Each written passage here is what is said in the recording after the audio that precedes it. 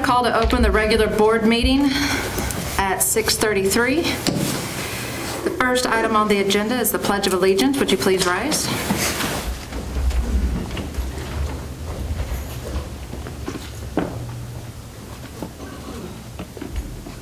I pledge allegiance to the flag of the United States of America and to the republic for which it stands, one nation, under God, indivisible, with liberty and justice for all. The Texas flag. Honor the Texas flag. I pledge allegiance to the Texas, one state, under God, one and indivisible. Thank you. We're going to move on to the invocation. Mr. Montemayor?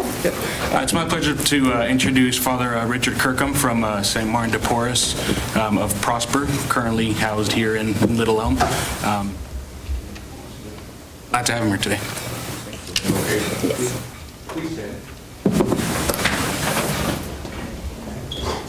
Lord God of holiness, we have been called together to meet as leaders of this community, to our brothers and sisters of Little Elm. We meet here as their representatives, and so we ask for the grace of your guidance and wisdom. Help us to truly represent the city, our school district, families, students, teachers, faculty, and administrators, and not simply ourselves. May the true needs of our schools and our students and the common good of all be our concern. And above all, may your will in these matters become our will. Remember that all of our concerns are aimed for the betterment of our school district. And may the material aspects that are discussed not blind us to the progress and work of our schools and its future. May the Holy Spirit grant us the light of divine wisdom. We ask this through our Lord Jesus Christ, who lives and reigns with you in the Holy Spirit, one God, forever and ever. Amen. Amen.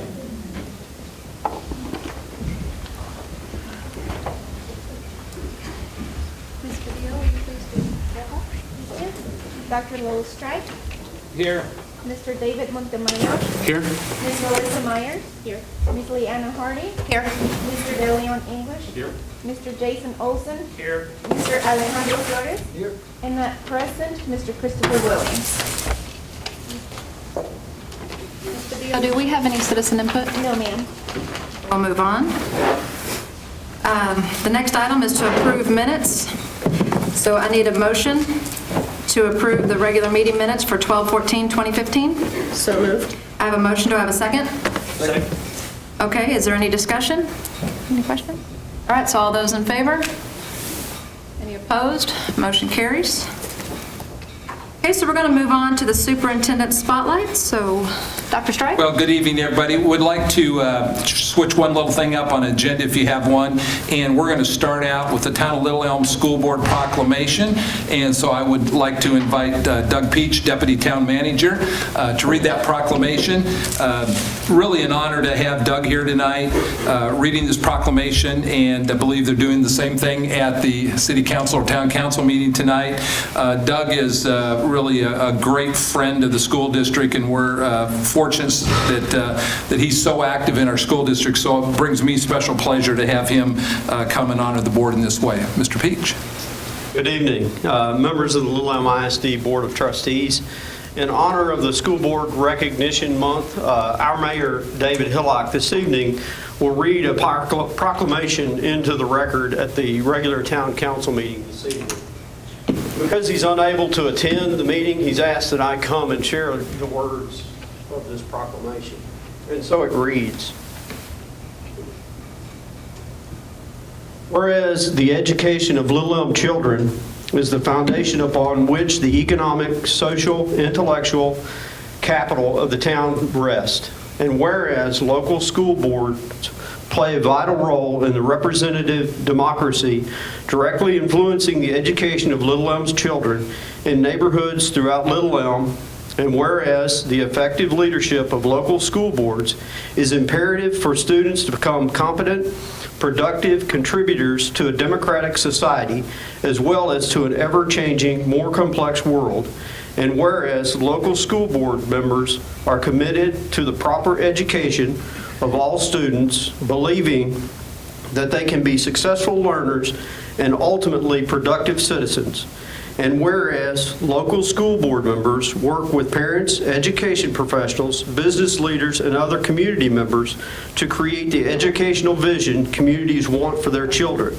And whereas local school board members are responsible for firmly establishing the structure that provides a solid foundation for educating Little Elm children and are committed to ensuring that the educational program is accountable to the community.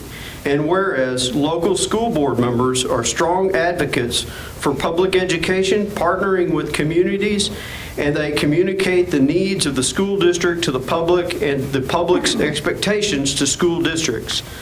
And whereas school board members' recognition week in Little Elm provides an opportunity to build stronger relationships between school board members and the communities they serve. Now therefore, I, David Hillock, Mayor of the town of Little Elm, do hereby proclaim the month of January 2016 as School Board Recognition Month.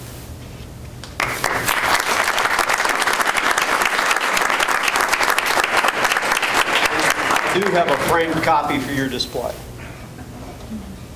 Thank you very much. Thank you.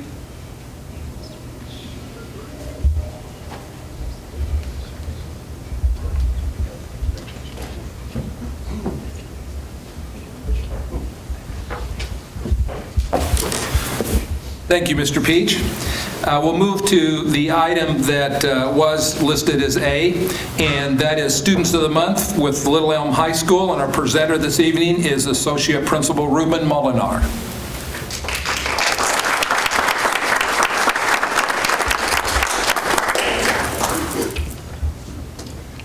Good evening. I'm Ruben Molinar. I'm here representing Renee Pentecost and Little Elm High School.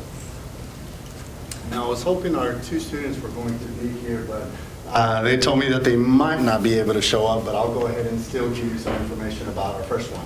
So our first young man is Edgar Khan. He is a senior, and he's currently playing basketball for our varsity basketball team, so he could not be here.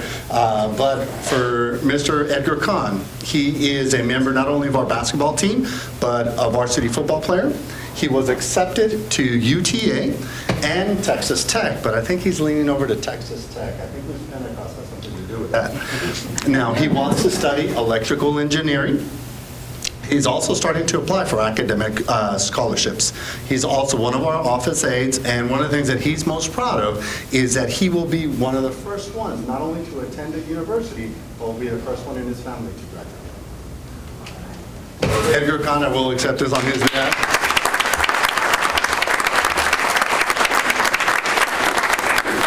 Let me see if Alicia Law made it in. Again, we have some busy students, but Alicia Law is our second student. She is a freshman at the high school. She's involved in our theater program, and she currently did she was part of the custom, make sure I said it right, the custom director for our Spitfire presentation that we just had this weekend. She is also participating in a cheer squad outside of school. Did she make it? Awesome. Great. Come on in.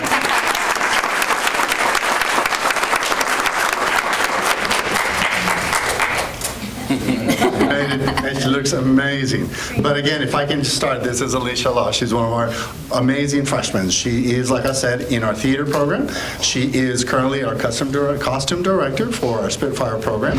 She's also in competitive cheer outside of the school district. She loves to draw, and she loves to make clothing for her family. And she also knows how to sew, which is awesome.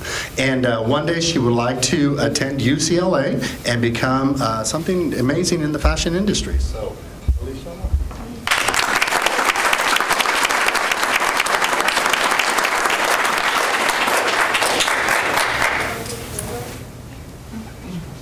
Congratulations. Thank you. Open it up. Photo op. Do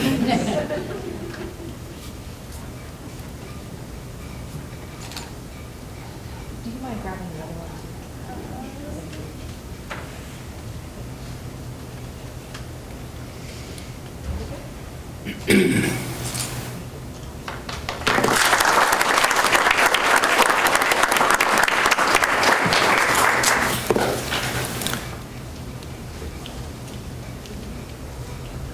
Now we're going to move into our board appreciation, and I believe Mr. Molinar is ready to rock and roll on that one. So, Mr. Molinar. I am. I'm actually very excited to be the next one up, and I want to talk to you guys a little bit about the baskets that are in front of you. In recognition of your amazing service for our students in our community, our student organizations collected a little something for you guys to help you with your barbecuing activities, or if you guys cook out. I love to barbecue, so hopefully you guys will be able to use some of those activities, some of those items. There is an apron that does have the LE logo on it, and a lot of really cool things that I wanted to take home so that I can help it. My barbecue pit, but we'll go ahead and leave that for you guys. And then I'm going to go ahead and walk you guys down so that you guys can see the amazing poster that our students from our graphic design made for you guys.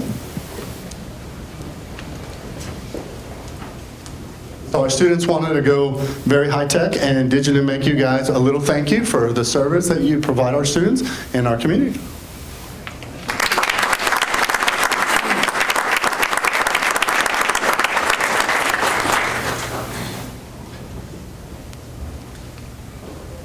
My name is Bill Bush, and I'm the coordinator of the alternative programs for the district, the AIMS, Goals, DAP, and Pathfinders program. And again, we want to show our appreciation and say thank you, and our students want to do the same thing.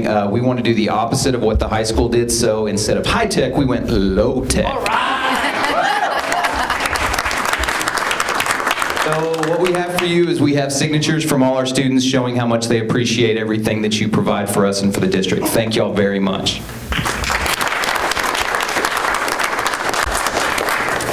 I'm Tony Peters, the principal at Brent, and this is Virginia Gwynn.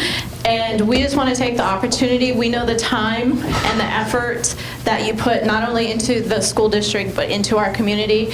And it's greatly, greatly appreciated. And more importantly, our Lobos wanted to thank you to leading us to success. So thank you very much. My name is John Lohman. I'm the principal at Chavez. It's been said that teaching is a stressful occupation. Therefore, our sign states, our heroes, Super School Board, our heroes, keep calm, Super School Board is here. So everything that you do, we know that you have our backs, that you support us in so many ways. We appreciate everything that you do to make our jobs easier and more satisfying. So thank you very much.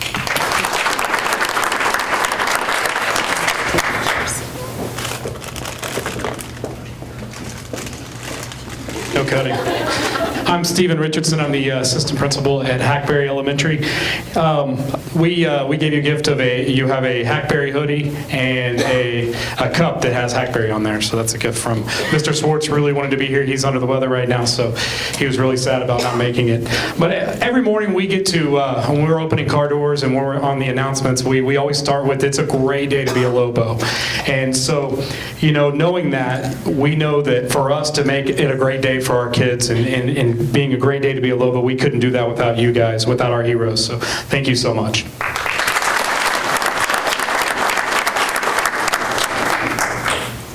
All right, my name is Misty Chestnut. I'm the assistant principal at Lakeview Elementary School, and Principal Carr is here with me. We're excited to be here tonight to share with you our LEISD Board Superhero Extravaganza we have here. You might notice the vast cityscape of the growing Little Elm ISD and our sensational 7 board members depicted up here. We really appreciate that all of you offer your superpowers to us constantly, your powers of discernment, of good judgment, of good character, and good citizenship. It's a great example for our students, and we've talked about you a lot in our social studies classes this last week, so you'll be happy to know that. Real world applications, people, that's what we're doing. So we just very much appreciate you and your leadership within our district, and we look forward to continuing to work with you to do all of the right things for our kiddos and help make this the destination district.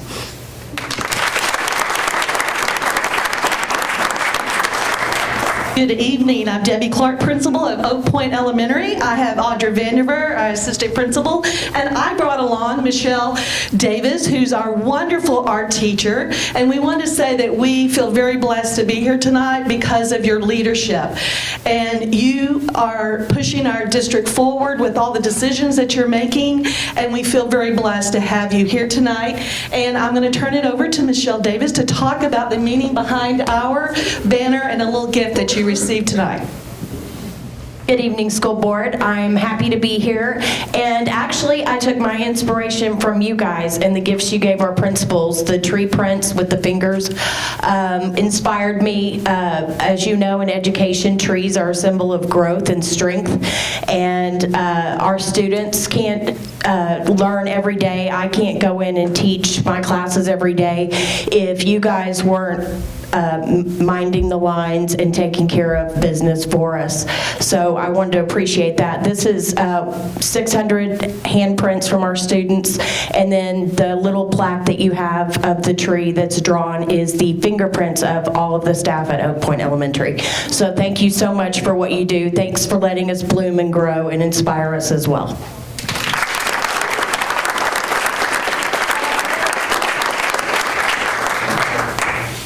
I wanted to come in on behalf of our PAL 6th grade center and all of our 6th graders. They came up with the theme, and the art students did the poster, "Great heroes don't always wear capes," although I hear that they might sometimes. And also our Kindness Club with our chain links of kindness. We've really worked hard on kindness and just really developing our kids' character this year. That was one of the things that Mr. Butler, who we got to honor earlier today, had left with us. And so through that, when we were talking to our Kindness Club, said, well, we want to do something too, and we want to make up some chain links. So when you guys get a chance, come by and read the things, because our kids have written notes for you and chain links for you to honor your service to our community and to our school district. And I just want to thank you from the bottom of my heart and our entire community for everything that you're doing for our kids to help them to be successful, not only right now, but as we launch them out into the future and when they come back to our community. So thank you so much.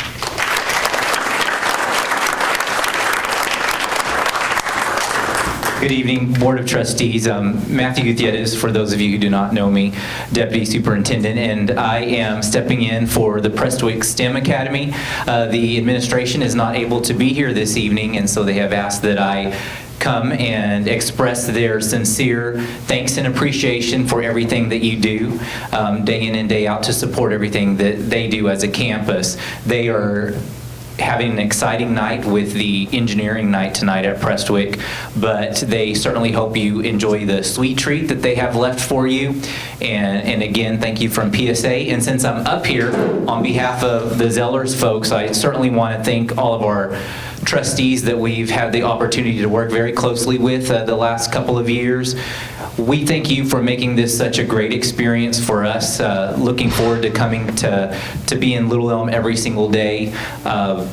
Without your support and blessings of everything that we do, we would not have been able to have made this much progress in such a short period of time. So thank you.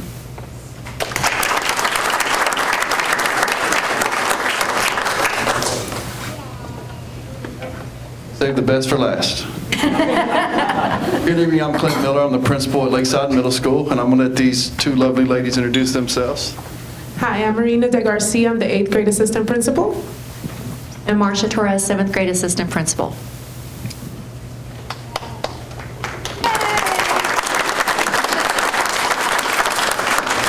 On behalf of the students and faculty and administration of Lakeside, we would like to thank you for the phenomenal leadership that you've shown, the job that you've done in such a short time together as a board, and the courageous decisions you've made is nothing short of phenomenal. And we asked our art students to come up with something to show appreciation for you in the form of a poster or banner, and I'm a pretty simple, straightforward guy, and I love what they did, because it's pretty simple and straightforward, and Lakeside loves you. And also, our student council officers wanted to write a letter of appreciation to each of you, so I'm going to allow them to come up and introduce themselves and read the letter that they wrote for you.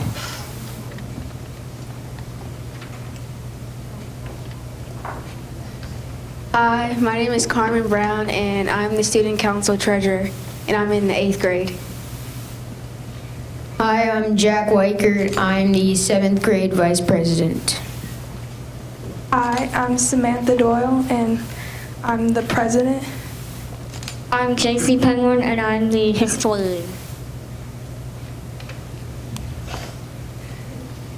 In honor of School Board Recognition Month, Texas, and on behalf of Little Elm Independent School District and the Lakeside Middle School Student Council, we would like to thank our local leaders for devoting their time to supporting public education and serving our schools. First and foremost, trustees serve children. You represent our community and face complex and demanding challenges, yet few people fully understand the scope and far-reaching implications of your responsibilities. You all truly make a difference every day. Establishing a vision for the education program, designing a structure to achieve that vision, assuring schools are accountable to the community, and strongly advocating continuous improvement in student learning. We thank you, school board members, for working toward continued success and a common vision within Little Elm ISD. Your job entails an endless string of meetings and school functions to attend, reams of reports, agendas, proposals, and other information to read and study, and a host of difficult decisions to make. Our LEISD trustees are determined to push our school district towards world-class status, responsible for millions of dollars in annual budget, thousands of students, hundreds of employees, and many campuses. Even though we are making a special effort in January to show appreciation to our board members, we realize that their contributions reflect a year-round commitment.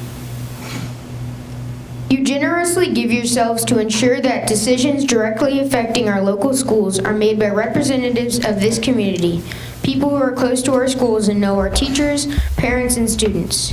In these challenging times, you face difficult choices and shoulder critical responsibilities. Your ultimate goal is always focused on the future success of the children of in our district. We applaud your willingness to serve as advocates for us, the children of Little Elm, and the voice of public education. In recognition of this service, we thank each of you for your hard work, dedication, and commitment of time has been fully noticed and is truly appreciated and valued.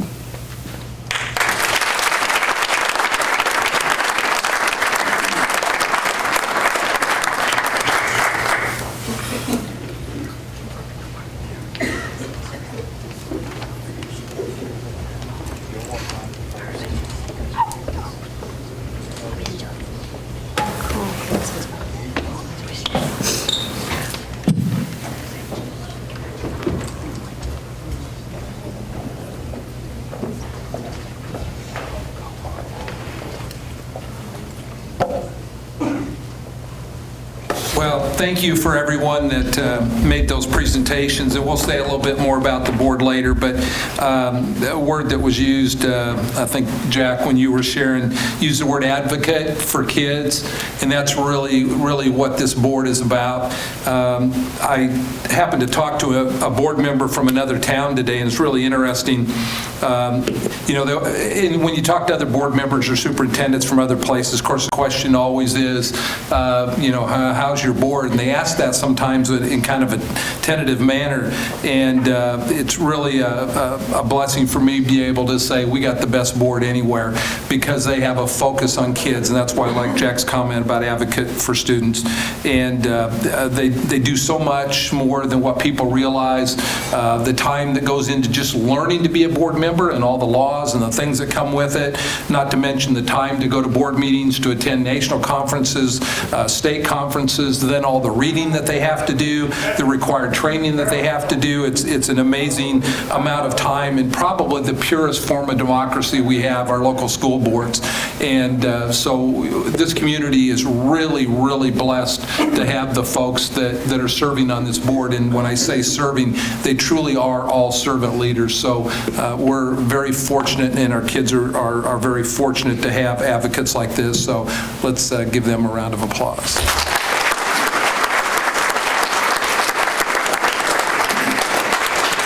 Next, kind of continue that same vein, I'm getting pointed at. What, Pat?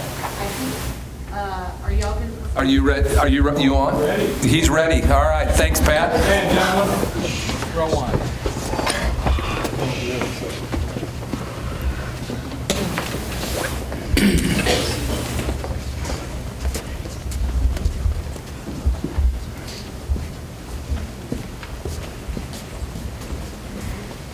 Front row, step up.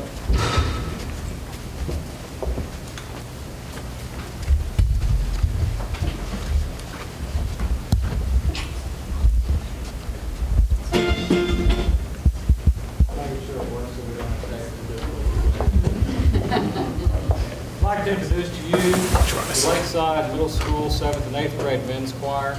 They've been working very hard this year. We've made quite a bit of progress, and we'll continue to make lots of progress. The first song we'll sing to you this evening is called Vagabond. It's taken from a Robert Louis Stevenson poem from Songs of Travel, and it's kind of a montage of Robert Louis Stevenson's life. He was a traveler and went all over the world. Lots of different wonderful things that go into this. The boys really enjoy this tune, and they sing it really well. And I'd like to just kind of tell you some of the words. It's give to me the life I love. Let the river go by me. Give the golden heaven above and the byway behind me. All I seek is the road below. And it's just a gorgeous tune. And I'm so proud to present this to you this evening.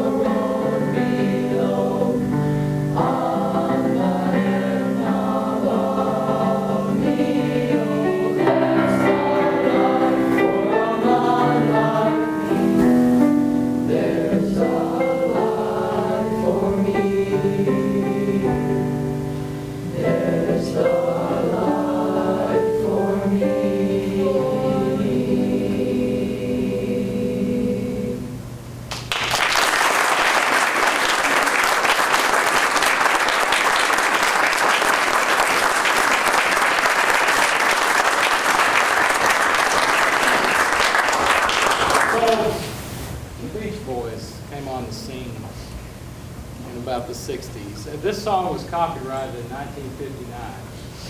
It wasn't released until about 1961. And it was on the music charts from 1961 all the way to 1985. And it was pretty phenomenal. 1965, it was a number 2. And I think you might recognize this too.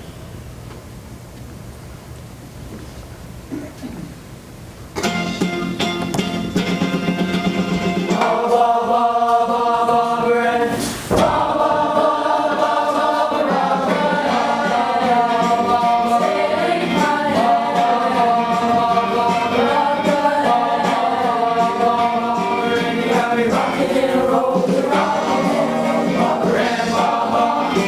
roll.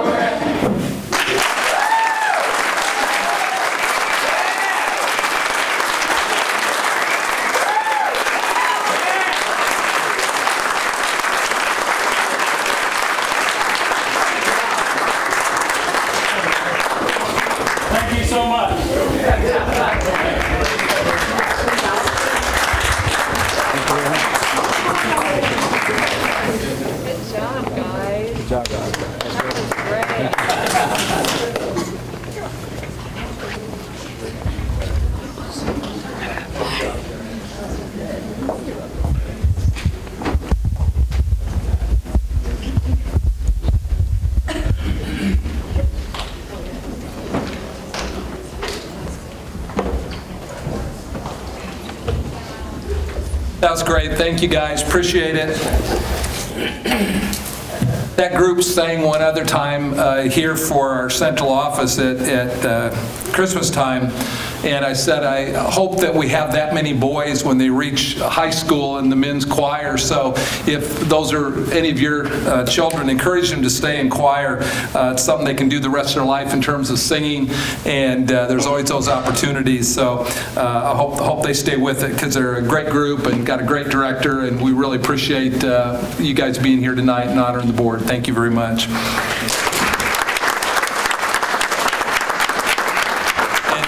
And now, Pat's got a little surprise little presentation she just wants to give, and you'll have a hard time topping that group, but Pat, I know you can. Yeah. Maybe if you dance while you're doing it, maybe it'll... Some jazzy. Yeah. Pat Robbins. That, I can do that. I imagine by now you're starting to feel like you're appreciated. And it's not just from the people here in the district, but it's the community as a whole. Y'all are shining examples, and I hope you're inspired by the respect and affection and acknowledgement that you're getting tonight. And I hope you realize how much y'all inspire us. This afternoon, I got back to my office after a meeting and had a gift from one of our partners here at LEISD, Life Touch, the photographers. And I'm excited to share it with you, because it's y'all's portrait, and once again, we get to hold you up as an inspiration for the whole district. So thank you for what you do. Thank you for your public service. I mean, it is an inspiration. And now Dr. Strike has something, and then we have a really pretty cool video. Thanks, Pat. Liz Miller made the comment that great heroes don't always wear capes, and we've heard that talked about, that board members are superheroes without the capes, and so we wanted to fix that, because not only are superheroes, but we're also giving you a cape, so that if you decide to run the neighborhood and show up at a board meeting, you've got your cape to show what a superhero you are. Oh, no.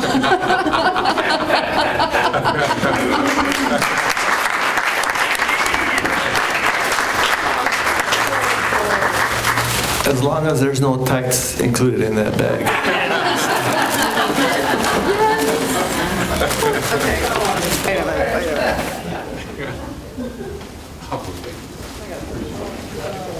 You see Mr. English out running in the neighborhood with that on, give me a call. Give me a call. This is cool. This is awesome. Where's my lasso? You're like James Brown. Yeah. Wow. This is cool. See, now I have my own cape. I like I know. I'm wearing it. Pat, do you want to share that those were about being handmade and all that? Sure. Because that makes them extra special. Seriously? Sure. Yeah, these weren't bought at the Cape Shop.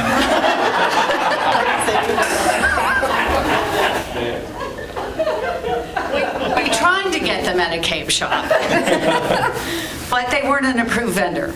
So next year. And actually, the idea came from Cecilia, because we were talking about, the fact that it was the theme for the month here in Texas is superheroes for education.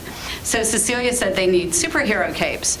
So I was processing and I was searching, and there were no approved vendors. So Alma Rutledge from the athletics department and I hit Hobby Lobby, and the rest is history. This is awesome. Thank you very much. Thanks, Pat. So our superheroes have their capes. Can I get a group photo of you and Y'all are hiding. Full body photo. Y'all are gonna make me cry. In fact, how about you stand in front of the wall real fast, and then I want you to strike your best superhero pose. Oh. I gotta think about that one.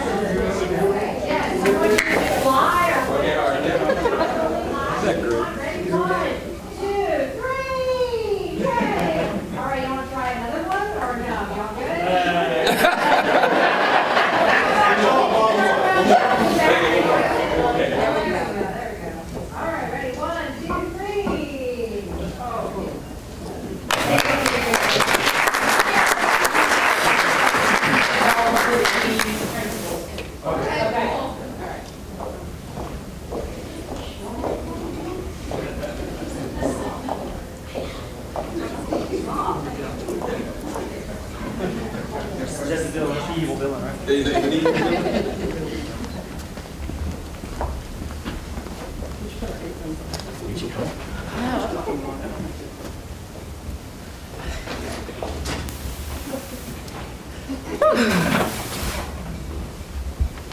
Dr. Strike, before we move to the next presenter real quick, I just want to say thank you. This is definitely overwhelming and amazing. And, you know, part of the reason that I'm even here is because I wanted to help. And if it weren't for teachers and administrators, counselors, and the people throughout my life, I wouldn't be here. I wouldn't have been the mother I am. I wouldn't be in the job I am. So, I mean, you guys were my inspiration. Y'all got me here. So, I mean, no one can replace y'all. And there's no way I could do your job. So thank you very, very much. We're going to make me cry, but I just want to say thank you. This is amazing, and I really do. I appreciate it, because I'm a couple of hours a month. You guys do this far more than what I do. So thank you. And anyway, Dr. Stark. We've got one last piece that ends us up in a video that we will like to close with.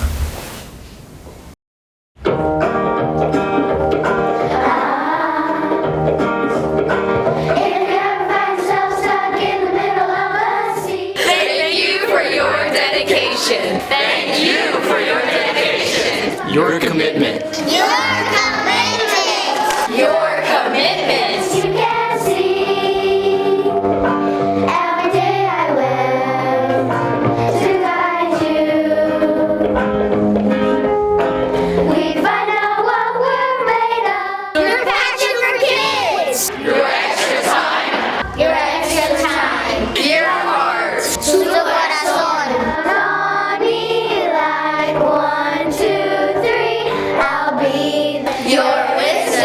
Thank you for caring. For making a difference. For making a difference. For making a difference. For making a difference. Cause that's what friends are supposed to do. Oh yeah. Ooh. For your continued support to make education excellent. Excellent. At Little Elm ISD. We are Brent Elementary. We are Cohen Elementary. Hackberry Elementary. Lakeview Elementary. We are Old Point Elementary. We are Brunswick Center. We are Powell 6th Grade Center. We are Lakeside Middle School. We are Little Elm Aims and Goals. We are Little Elm High School. That's what friends are supposed to do, oh yeah. Ooh.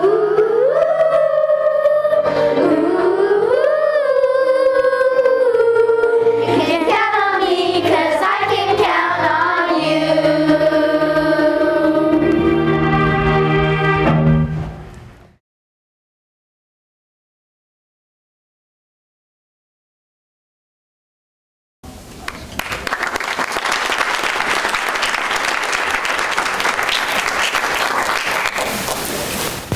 Leanne, that's the part that's supposed to make you cry, because that's about what we do every day, and what you support is the campuses. Sometimes that can get lost, but it's all about kids. And again, just to reiterate how much I appreciate what you do, and this community appreciates what you do, because your focus is on those kids, and it shows all the time in the decisions that you make. And so please know that when they say you make a difference, you really do. So thank you on behalf of all 7,200 kids or so that are in this school district. It does make a huge difference. Okay. Dr. Strike, let's move on to the...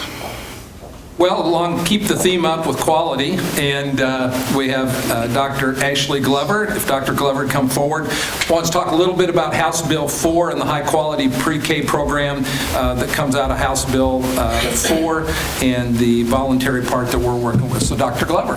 I'll tell you, any thanks that I had planned seems entirely insufficient at this point, so thanks, jazz hands, and I'll see you around for a few days, but we truly do appreciate you guys. And so this evening, I want to talk for just a moment about high-quality pre-K program that came out of House Bill 4, out of our 84th legislative session. In May, Governor Abbott signed into effect this pre-K law that changes things a little bit for us in the future. So why? You know, people ask, why should we do that? Why do we need high-quality pre-K? And most people say, well, it's important. That's where it all starts. You see up here on the PowerPoint, some points that we wanted to pull out for you are higher achievement test scores. And of course, these things are based on research. Lower grade repetition, lower rates and long-term identification and needs for special education services, higher completion rates and graduation rates, reduced delinquency in both childhood and adulthood. There's also strong evidence that suggests economically disadvantaged children reap long-term benefits from attending quality preschool, and students from all backgrounds can benefit from that foundation as well.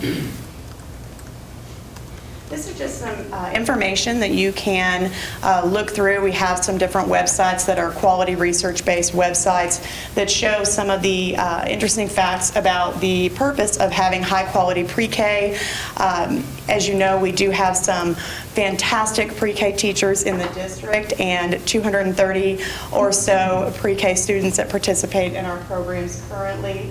And so the information that I need to share with you this evening are the changes. And so Courtney Clover and I have the pleasure of working with the pre-K program.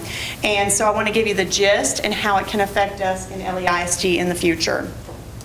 So basically, school districts and charters that voluntarily meet the new standards listed in House Bill 4 are eligible to receive funding in the 2016-2017 school year. It will allow districts and charters to receive the funding for qualifying pre-K students in addition to what we already get for the FSP, which is already the funding that we receive for our pre-K students for their average daily attendance. So how would this affect us? In addition to the half day, it would expand the programming to full day. This is the critical piece of information.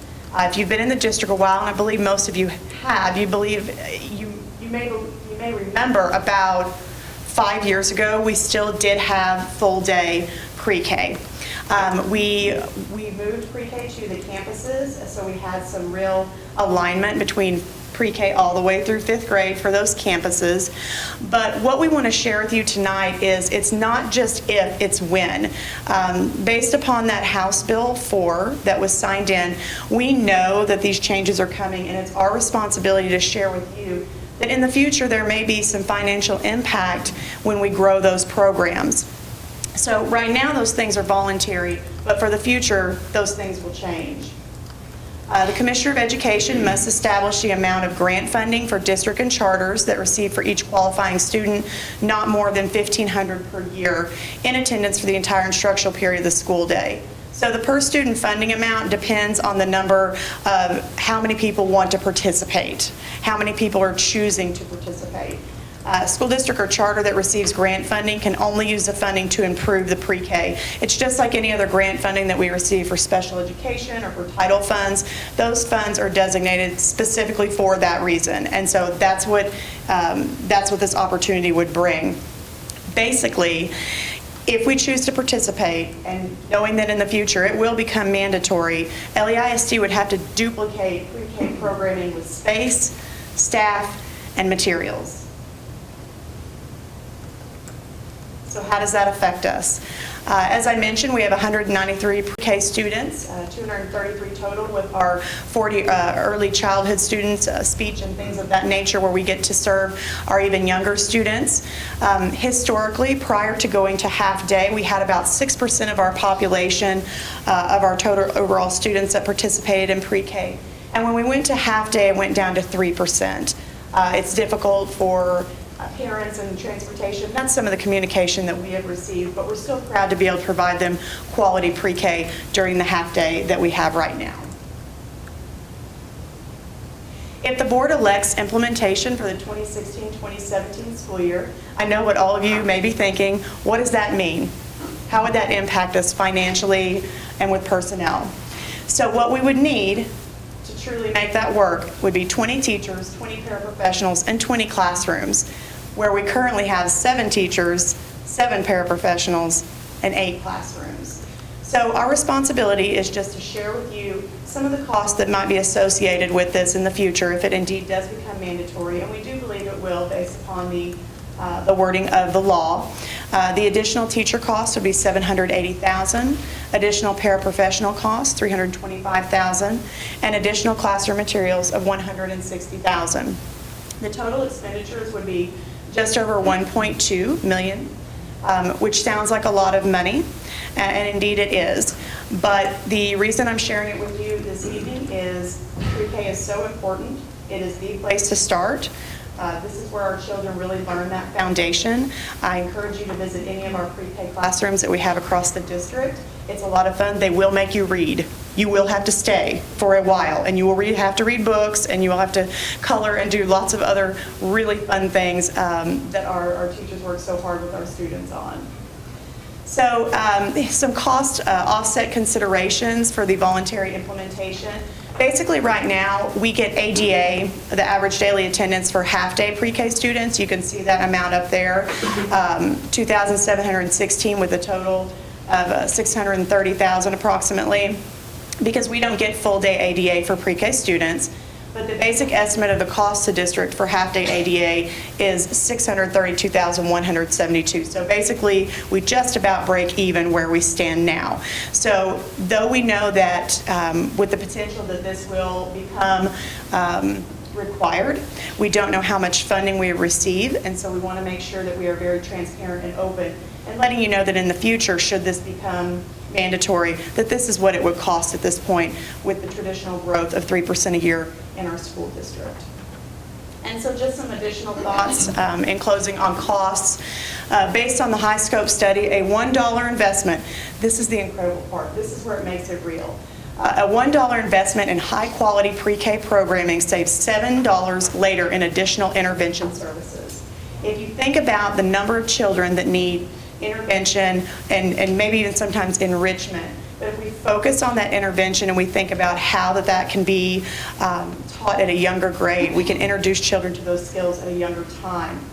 Currently, the district receives revenue from the state on a half-day average daily attendance formula for 3% of our total enrollment. With full-day pre-K programming, the district anticipates growth in our program to the historical rate of 6% of our total enrollment, which is in line with where we were prior to going to the half-day. Half-day allotment per student is approximately $2,700, and again, you can see the final amount there. So this is basically me telling you, of course, this is not mandatory yet at this time. It is our responsibility to share that information with you. And if you have any questions, I'm happy to answer them for you at this time. Certainly. Dr. Glover? Yes, sir. Because it is not mandatory, would we receive any funding next year if we implement? That's a great question. We would only receive funding should we choose to participate. At this time, the amount of funding that we would potentially receive would not even quite pay for one teacher. So that's why we're waiting to see a little bit more information. There's also some curriculum through Texas School Ready that provides some free online curriculum that our teachers and students can look into as well. Right now, because it's so new, we were really looking into how will things streamline? How will this work for our students? How can this work for our district? You're welcome. Dr. Glover, in reading the law, did you feel that, because right now the ADA covers half-day for pre-K, did you feel that if it becomes mandatory, there would be more funding, or this is just going to be expected, the state's only going to pay for half, and that the school districts will be responsible for the other half? Wonderful question. And I would say that I cannot confirm that we receive full ADA. It would just depend. We receive full ADA for students that are kindergarten and above, but I couldn't speak to that at this time. That's definitely something we would keep our eyes on. I want to just make sure that you guys are aware in case we find ourselves where we have a mandate that we are required to fill in some of those gaps. We just want to be prepared to serve the students the best for our district. So I will certainly keep an eye on that. It's definitely a high priority for us. And also I saw that the funding, there was the grant in one of the first pages was talking about not to exceed $1,500. So is that what you're talking about, to cover the additional teachers, or? Student, right. They came out with a preliminary amount that would be shared across the state of Texas should everyone participate, and the amount was not quite what we would need in order to carry out the quality that you expect and we expect for our kids. Okay, thank you. Do we have the classroom capacity to? Yeah, that was my question. I was going to say, the big number's not on our PowerPoint. Yeah, Well, there was a mention of 20 classrooms. And we only have 8 now, so that's 12 classrooms short minimum. Right, and the cost would end up being close to $1.3 million if we foot that bill ourselves as a district, if we chose to do that, because we would be literally doubling from half day to full day. Right now, we also work to make sure our ratios are 11-to-1. That's also in House Bill 4, and we work diligently to make sure we have 11 students to 1 adult. That is also not mandatory, but along with everyone that I work with in curriculum and learning, we find it's really important to work to maintain that average, and also looking forward and being proactive as we look at the law and we see things coming. It's only appropriate to prepare for them now. But to further answer that question is, we're probably looking at $4 or $5 million in facility cost on top of the 1.3 repetitive cost to run the program. If we're 12 classrooms short, that's probably a $4 or $5 million plus bill to build a facility which would not be ready by 16, 17 anyway. Right. But I guess that was my question too, is adding, I guess you're looking at the course of 5 schools, adding roughly 2 classrooms per school. We don't have pre-K at every campus. We have pre-K at Oak Point, Chavez, Hackberry, and Brent.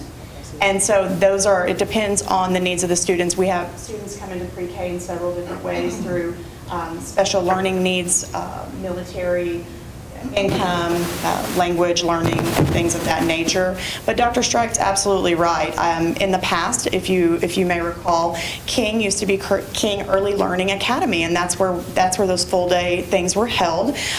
We did get to have those teachers using their talents out on the campus when we went to the half day, and so absolutely there could be further costs incurred. So beyond the reoccurring costs that. Right. And not only on the facility pressure is, remember, we're also a growing school district, 4 to 4.5%, with most of those falling at the elementary levels. So even campuses that may have a little bit of space is going to get filled as students come into the district, which will accelerate the need for another elementary anyway. We know that's coming, along with if this becomes mandatory. And I know Governor Abbott is a big proponent of pre-K education.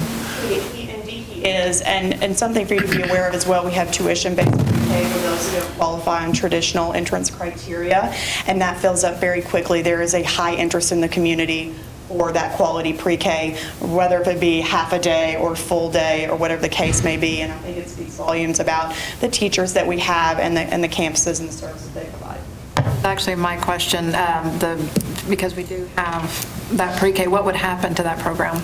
Would this replace it and we would be able to accept all students at that point, or would it still have to be the tuition-based?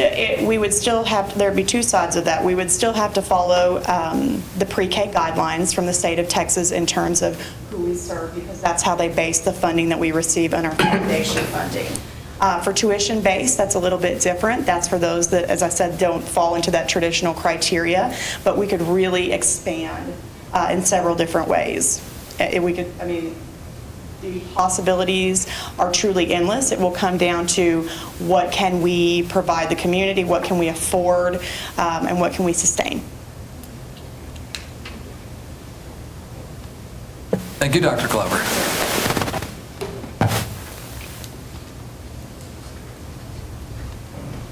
All right, so at this time, we will close or recess into closed meeting at 7:30. Okay, we will reconvene at 8:24.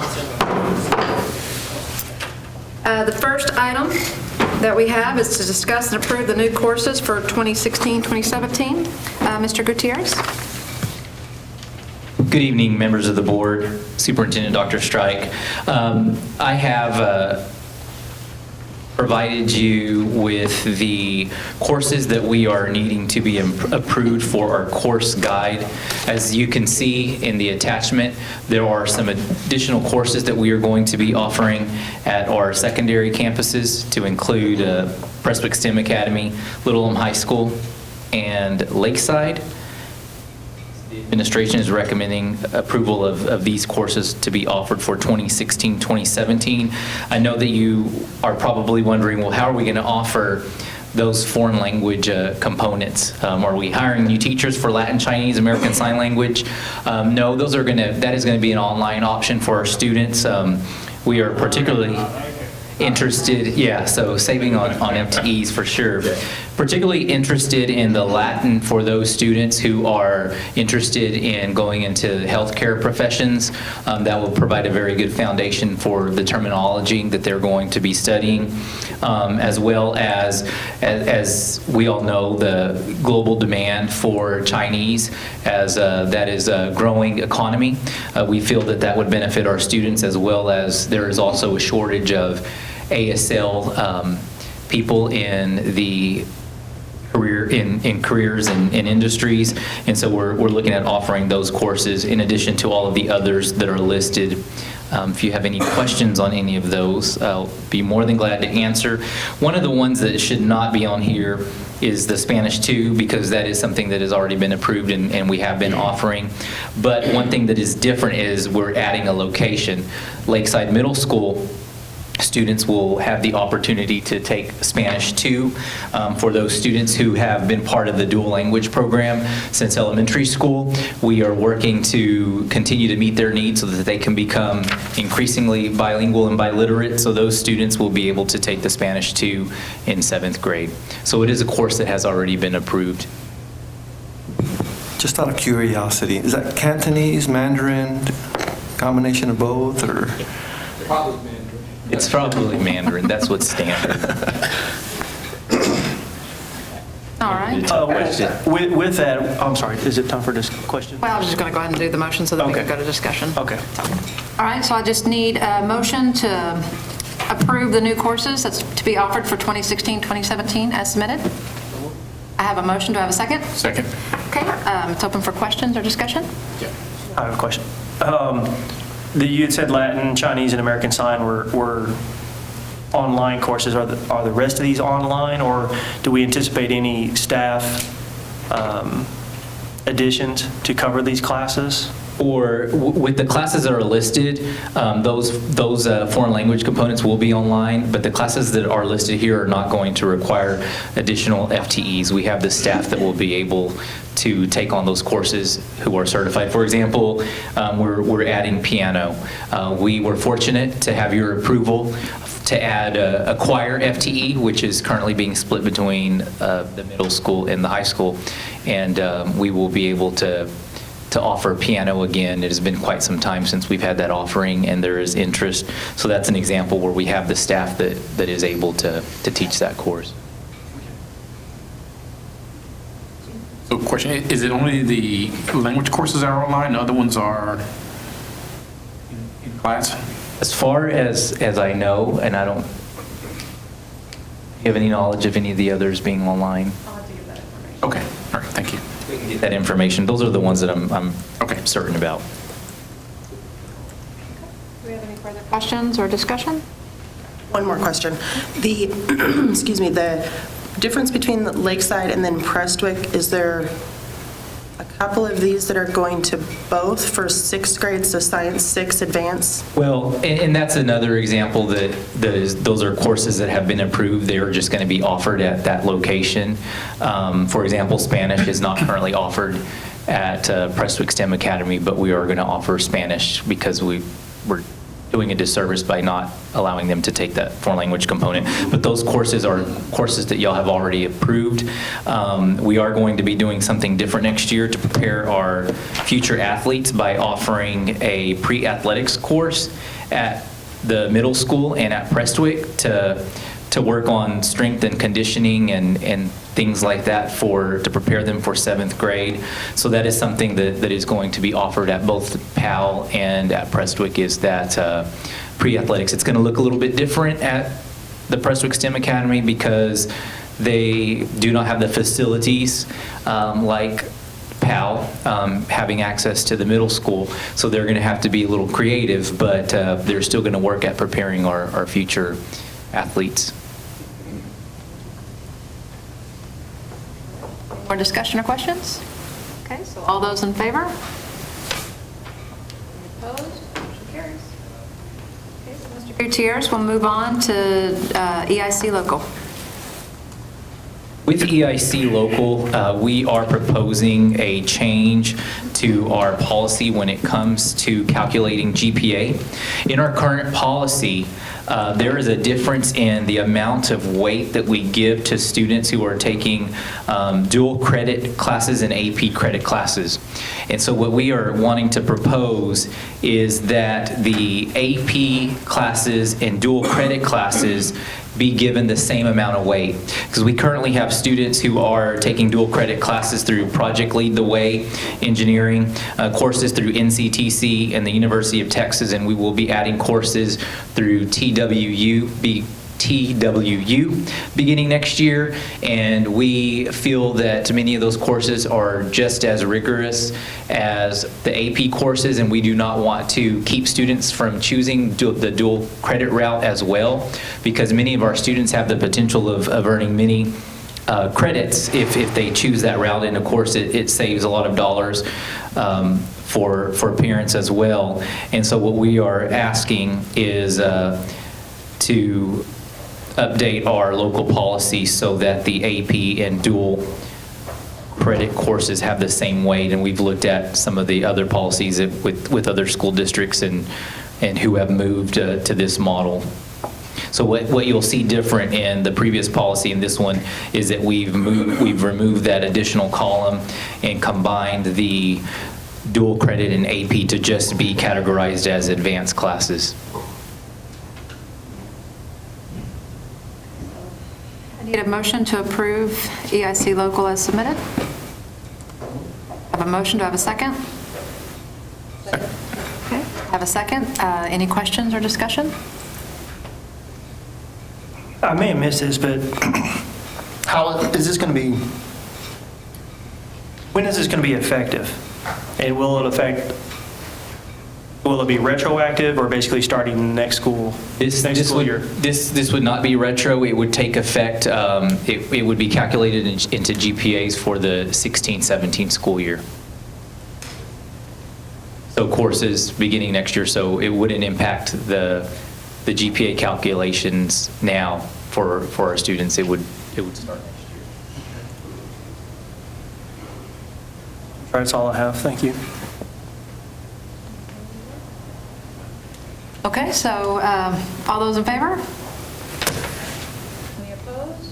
Motion carries. Mr. Gutierrez, the 2016-2017 school calendar.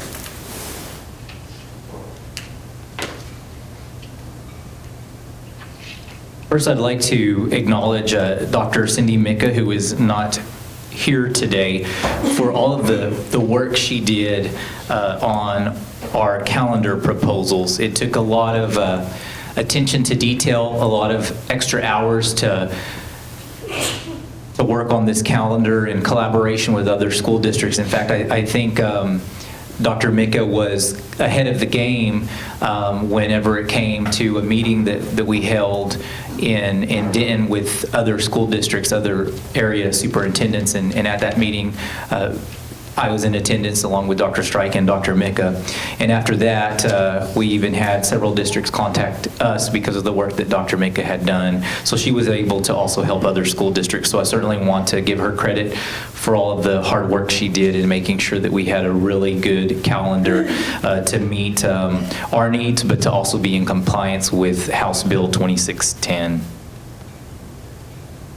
So a little bit of background. House Bill 2610 was passed by the 84th legislature this past legislative session, and it changed the school attendance from 180 days of required instruction to minutes, to 75,600 minutes of required instruction. And I think, I don't know if They really anticipated the challenges that this was going to bring to districts, but it has brought some that I think because of Dr. Mika's creativity and collaboration with various stakeholders is really going to be advantageous for our students and our teachers, especially our teachers for their continued learning.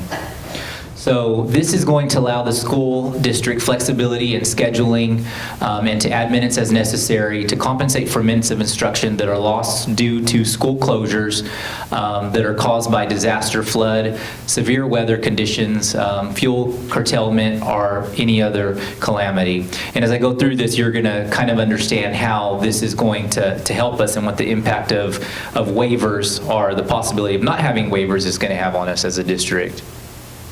So what is the reality? There are no commissioner rules as of today.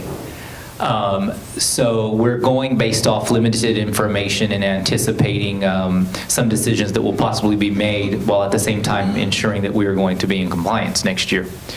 So if students go to school 420 minutes a day, which is very typical in most school districts, in order to reach 75,600 minutes, you must be in attendance 180 days. Currently, districts may apply for waivers for bad weather days, staff development days, half days, and a 4-hour day for evening academies or for dropout prevention.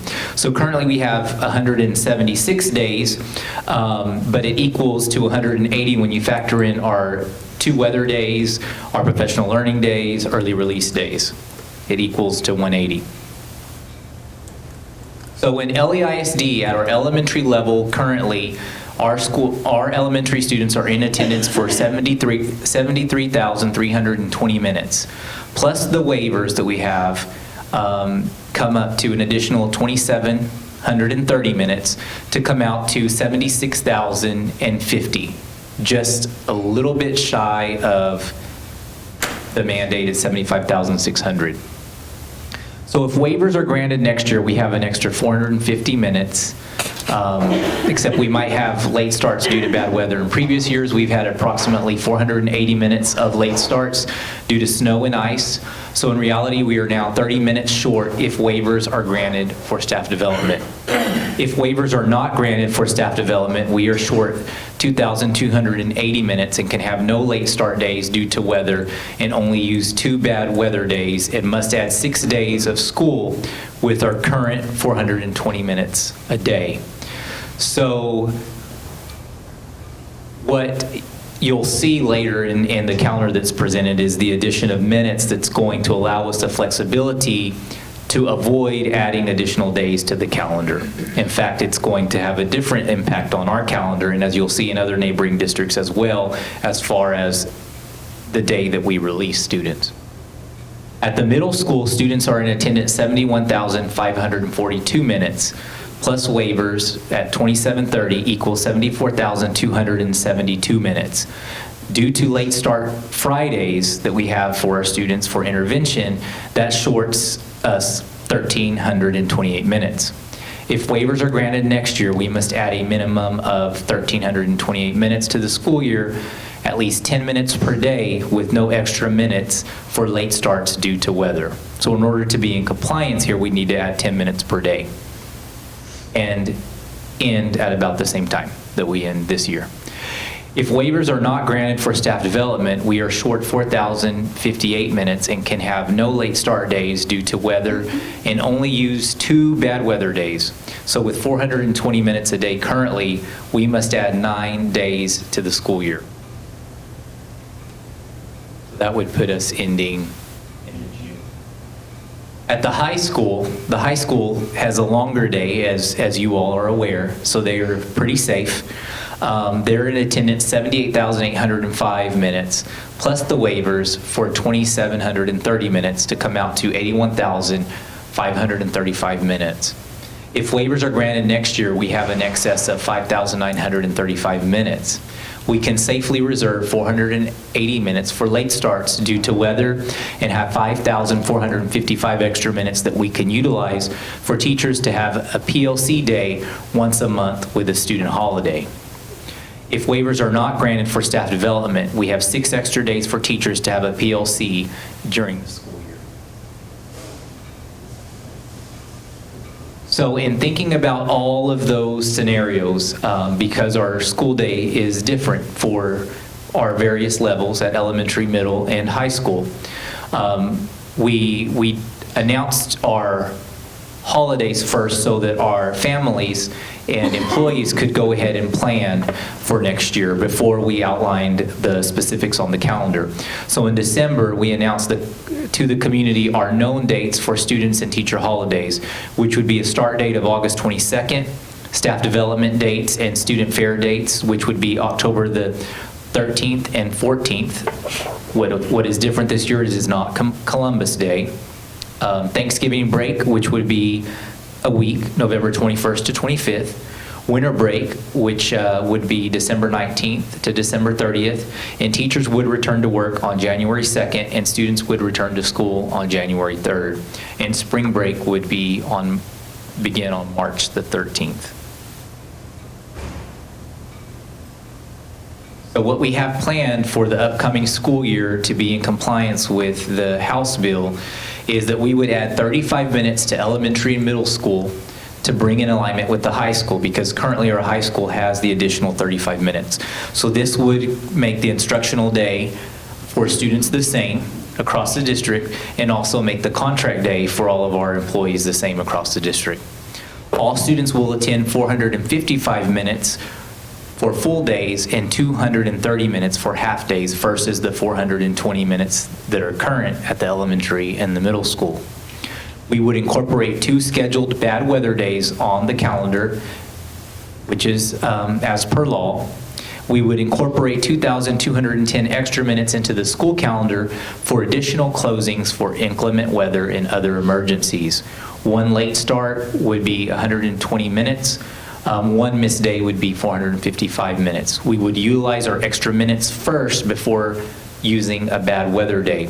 So we have built in to our calendar 2,210 extra minutes for additional school closings. So if we have inclement weather next year, we're going to count our minutes prior to looking at the bad weather days. So if you look on average, we've used about 3 or 4 weather days. We would be safe in not needing to use our weather days next year, even though we have them outlined, because of the safety net that we have with the 2,210 extra minutes. Teachers, their contract will not be affected because their contract would still be 187 days. That did not change as a result of the House bill. So teachers are still on contract at 187 days.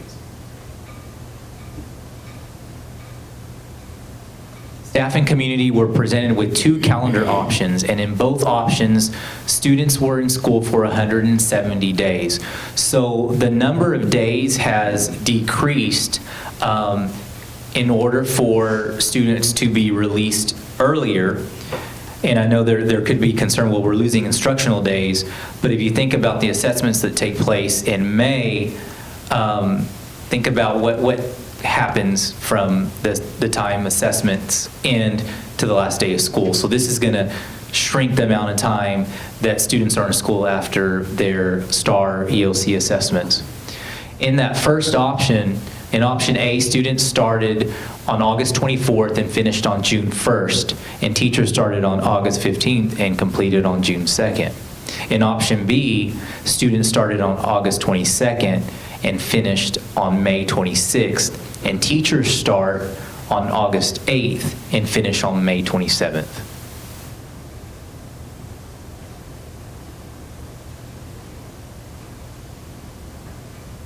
So in option A, which I won't go through because that was not the calendar that the community voted for, it would have had the students getting out in June as well as the teachers getting out in June, and the teachers coming a little later.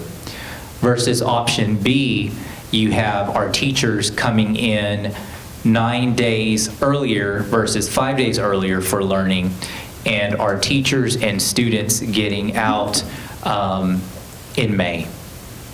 The teacher workday would be the 27th and the last day of school on the 26th. Now, one thing to note that is an error on the presentation and the handout is that February 20th day, it states on the side, it says February 24th. It should say February 20th, and it's actually a holiday. It's President's Day. It's a President's Day holiday. So it is students and staff who are off that day on February 20th. So what did the survey results tell us? First, it told us that 67% of those who participated in the survey were parents. And it also told us that almost 73% of those surveyed chose option B. So it was a pretty highly favored. So if you look, it's even broken down by the person taking the survey. We had, and as you can see pretty consistently, there was a large favor in B. Students, 89% of our students who took the survey preferred B. 75% of our parents preferred B. Employees who are parents, 73% preferred B. And employees, 64% preferred calendar B. Winner was calendar B. And what is going to be very different this year is our new teachers have always come 2 weeks prior. That first week of August, all of our new teachers to the district come for the new teacher orientation. And so that's going to stay the same. What is going to be different is that there is not going to be a week gap. It is going to be all employees will come back, all of our teachers will come back for 4 days of learning. As you all know, we have a lot of different initiatives in place, so it's going to be a perfect opportunity to share with teachers so that they can start, rather than spreading the learning throughout the school year, where they might learn something in November or February and not have the entire year to implement and put things into practice. We're going to be able to really upload all of the training at the beginning of the year. And as you can see, the majority of our teachers were in favor of that. And so they're going to have those additional days of professional learning up front, and this calendar is going to allow for our students and teachers to finish the school year in May.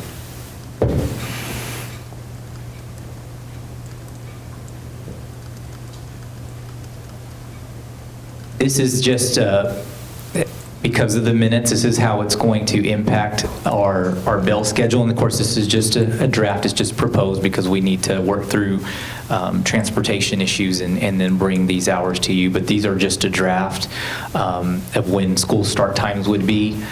School start times for the elementary would be 7:20, middle school 8 o'clock, high school 8:55. And I know you might be thinking, well, that's really early. But if you go to our campuses at that time, the majority of our students are already there. Most of our parents work outside of Little Elm, and so they drop off kids early.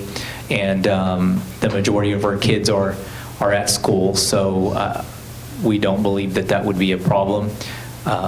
And that's just a draft. We've got to make sure that we have enough time in between routes to ensure that we can get kids to school on time. There's a lot of information to take in. It's quite overwhelming. But it certainly does allow a lot of flexibility. What it does for us is, because of the additional time, it allows us to put dates in place, as you'll see on the calendar, to allow for teachers during the school year to meet as PLCs, as professional learning communities, and really look at lesson planning and analyzing data. Gives them an opportunity to work together. It also allows us to possibly avoid using those weather days unless we have 6 bad weather days next year. We'd have to consider looking at our bad weather makeup days. But with overwhelming support, we are recommending that calendar B be passed. Be approved.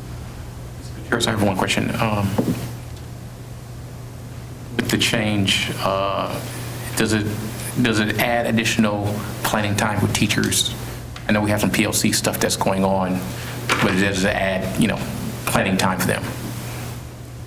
If so, how many minutes extra does it add for planning? What it's going to do, the workday is going to be the same. The extra minutes are going to be instruction.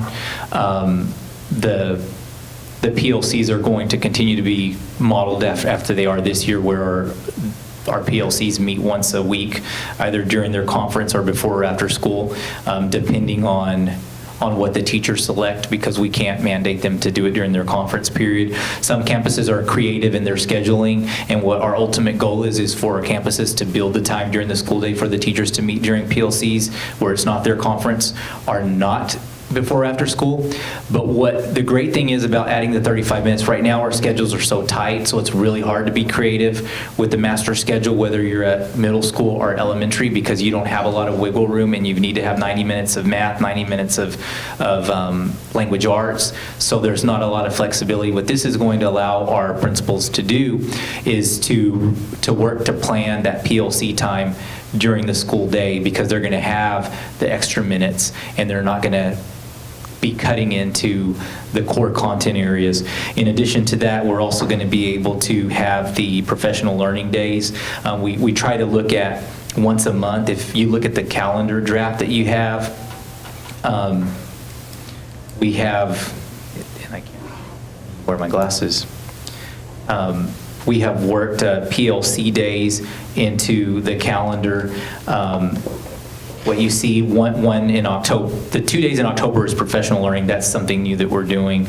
But we have also,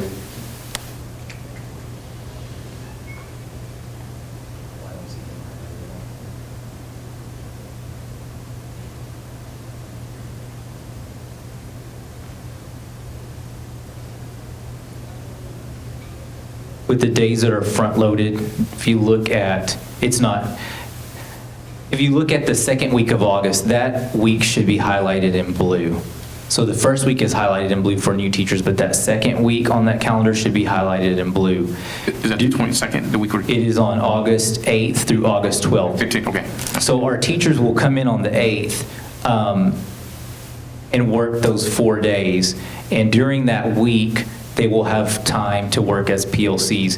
That 12th, that Friday the 12th, as you know, the district is closed on Fridays.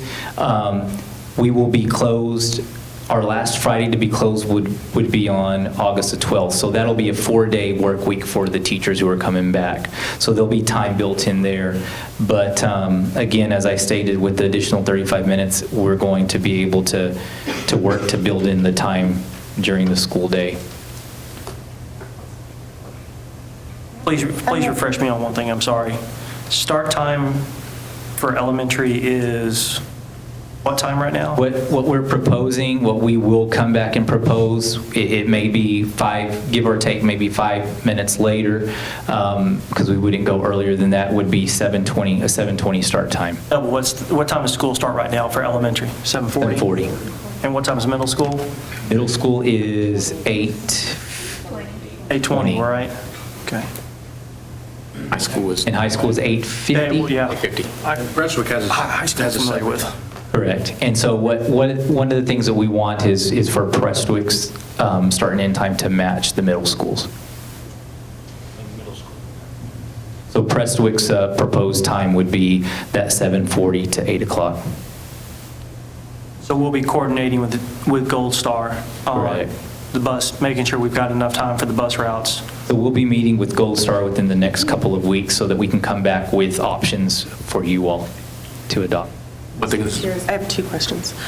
The first one around the bell schedule. Since you did the survey out to the parents for the calendar, are we doing the same thing for the bell schedule to get results in from? You know, I don't think we won't really have. I know they did last year, so I wanted to see, are we doing the same last year, thing? and we were in a different position where we had some more flexibility, but because of the minutes that we're having to add, we're kind of going to tell Gold Star, you got to work with us on this. But, you know, there may be a couple of minutes that are off. But it's really going to be tight because we can't go any earlier than 7:20. Well, and that's my concern, is Yeah. I don't like 7:20 personally, but I would rather see more time added at the end of the day than the beginning, and maybe I'm And it comes down to, exception, but The problem, what happens is it pushes it all the way back, and we're already pushing the high school to 4:30, which we know is an issue. And the more you push the elementary down, the more that's going to push the high school even later than that, which is it's kind of one of those things when, as Mr. Gutierrez talked about, when it's days, you have some flex. When it's minutes, it's built into the calendar, and it's very hard to flex on time, because Dr. Micka figured it based on these minutes. sure. I'm just wondering if there's a concern with, tardies, kids being late now that it's 20 minutes earlier. If that's going to raise some concerns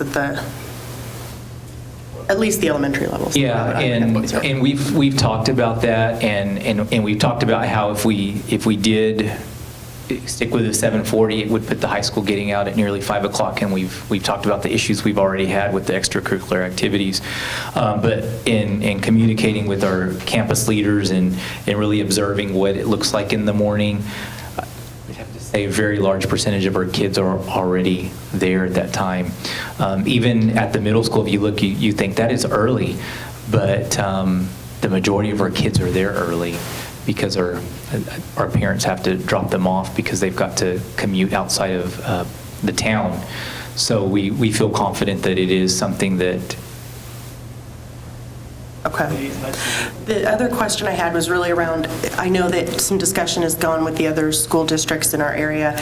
With the May 27th date, is that going to help alleviate some pressure for graduation? Are other schools kind of doing the same thing? Yeah, you're going to see that a lot of our districts around us that we compete with are. The goal in many of the districts is to go back to getting out of school in May. And so it's really not going to have an impact on where we stand with graduation, unfortunately. Can't talk some of them out of it? Well, we can try. Okay. Thank you. No, I think we figured that out. I mean, I'm fine with the times. If I remember correctly, I mean, my kids, when they were in elementary, they had either a 7:20 or 7:30 start time. Yeah, I remember starting Several years ago. I don't recall that well. I don't know that it'll be as big of an issue as it would if we have a later high school start time and end time, because you've got athletics, fine arts, kids going to work. It really creates a bigger issue at the high school level. So I just need. Hold on 1 second, I'm sorry, one last one. Waiver expectations, being new to this. Have in the past we had any problems with not receiving the waivers? Is No. they usually pretty good about it?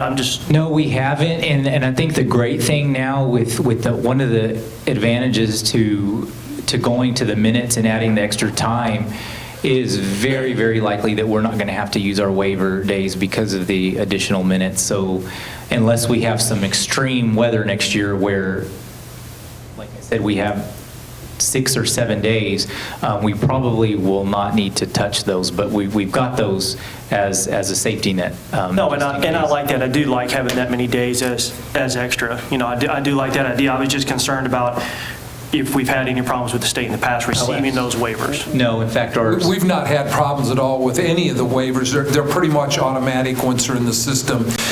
What Matthew started out with, though, is there's no commissioner rules right now, and the guess is that there probably will not be waivers offered.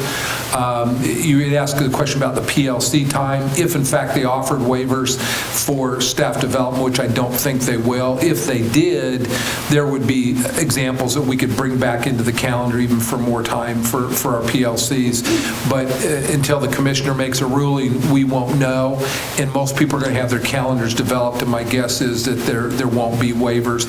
Now, if you happen to hit a horrible winter where there were 5, 7, 8 days, they may offer a general waiver for, if the board approves it, for that to go forward for bad weather, but it'd probably have to be fairly exceptional, because so many people, they've just built them into their calendars now at greater depths. So those could potentially turn into actual holidays versus bad weather makeup days if commissioner decision says that there will not be bad weather or waivers for bad weather. But we don't know. We're planning as if we will have them. Thank you. Let's go ahead and make a motion to approve, I'm on the calendar still, approve the 2016-2017 calendar as plan option B. Ms. Harden, can we include in the motion the correction Mr. Gutierrez talked about in February 20th? February 20th. And the minutes, February 20th being a holiday, President's Day holiday. President's Day holiday. And also the second week of August being staff development. Professional learning, correct. Okay, I need to call for a motion to approve the 2016-2017 school calendar option B with the corrections of February 20th being a President's Day holiday and the second week of August also being a staff development day, PLCs? Staff development week. Staff development Staff week. development days. I said second week. What did I say? No, you're fine. Okay. I have a motion. Do I have a second? Second. I have a second. Any further discussion or questions? I guess I just want to thank Ms. Mecca for all the work that goes into this. There's a lot of finger counting and Very going back. complex. There's a lot of work that's involved in this, so thank Dr. Mecca for that. All those in favor? Any opposed? Motion carries.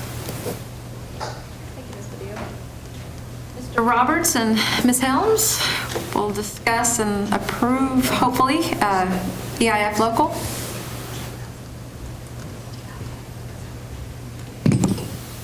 Good evening, Board of Trustees, Dr. Strike. Thank you. And the administration would like to make a proposal to EIF local. And if you remember, before the Christmas break, there was a lengthy discussion in regards to health and making a proposal to the local board policy in regards to making it a graduation requirement or not.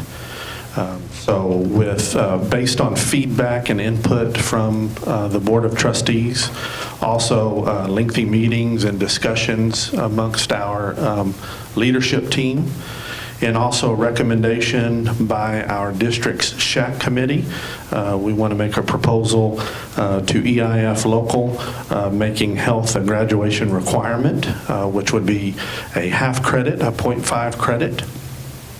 And with that,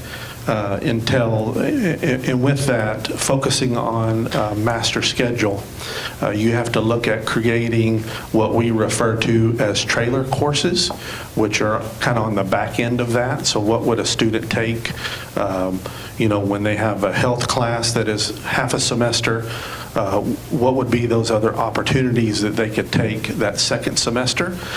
So I think we put together great opportunities for our students in Little Elm ISD, and so I'm going to turn the mic over to Ashley, our Director of Professional Learning and Advanced Academics, and she's going to elaborate a little bit on these courses that we have put together, which would be our other 0.5, which would be other opportunities for our students to be able to take along with that 0.5 credit of health. Here's Ms. Helms. We are really excited about this other 0.5 and some of the options that we have looked at. And this is, of course, just an initial list of options that we would provide for students under the heading of student success courses.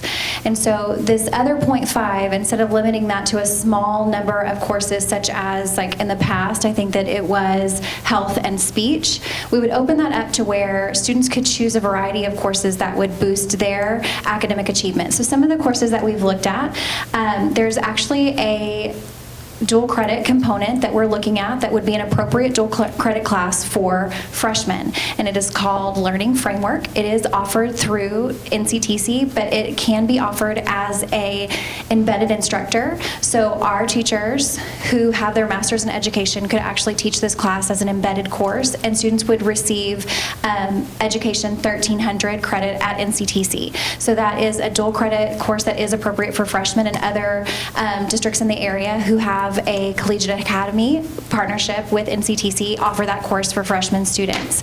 So that would be one option that we have. Another option would be High School 101, which would be a similarly focused class about how to be successful in high school. There are other districts that we have looked at their curriculum for that, how that class would be taught, and we've got a lot of information about how we would propose that class and how that would be looked at in a little bit more detail. We're looking at AVID being a student success course. At this point in time, AVID is just an elective class. It does not count towards our graduation requirements, but half a credit could count towards the student success class, which would help our enrollment in AVID as when we get to high school. It is hard to get students to commit to the AVID program for 4 years because it is not a local requirement for graduation, and it does eat up some of their electives and makes them have to make some really hard choices. We're also looking at an SAT, ACT prep class that could be an addition for students, which I think we all know that that's an area that we all want to focus on. So that would be in the criteria for student success class. We're also looking at academic decathlon, which is another program that students are currently in that takes an elective from them that they are committed to, that really does focus on learning and a broad array of facts and figures and how to apply those in a competitive setting. So that would be another option that we could provide for students. Professional communication, which is what we used to call speech. Professional communications would also be an option, along with there is a dual credit version of professional communications that we would be able to look into to see what partnerships are available for that class as well. So those are just a few of our thinking for moving forward. There are some other options that we've talked about. As we make that list, we'd have to look at graduation requirements and innovative courses to see what we have both the faculty to teach and where interest would be for students. But we think that this trailer course of 0.5 of a student success course would really give students the foundation that they need to be successful in both college and in high school. And it would also give some incentive for students to take some of these college preparatory programs that we already have in place that we have a hard time filling sometimes because of other local requirements. Thank you, Ashley. As you look at your summary page there in your board agenda, I do want to remind you that this will go into effect 2017, 2018, and to piggyback off of what Ashley was just describing in these trailer courses. The reason for that 17-18 launch is so that we can do a lot of the front loading and a lot of the research and a lot of the curriculum development we need to do. And it's very important for us to do proper communication to the community so that we can sell these classes and basically recruit. And so that's the reason for the launch 17-18. So with that information, the administration recommends the approval of EIF Local as submitted. Go ahead and make a motion. I need a motion to approve EIF Local as submitted. So moved. I have a motion. Do I have a second? Second. I have a second. Any questions, discussion? Start at the You end. go. Go ahead, Mr. Flores, you asked first. So you indicated it's a 17-18 start, and as I understand it now, it's not required. So does that mean 8th graders will not be taking health next year in 8th grade? We currently offer health, and that will stay in place as is right now. 17? Yes, sir. So that is there at the high school, and so they have that opportunity to take that class now. So this will just be 17, 18 where the proposal goes in to the board policy, and now it's It'll stay at the middle school though, right? For next year? From the discussion before Christmas, we talked about that we make it a requirement due to the middle school having to go from 8 classes to 7 classes, and freeing up that extra time for intervention time. Also, Dr. Mika discussed the fact that math and ELA classes are double blocked at the middle school, so that would have to move, the health would have to move to the high school.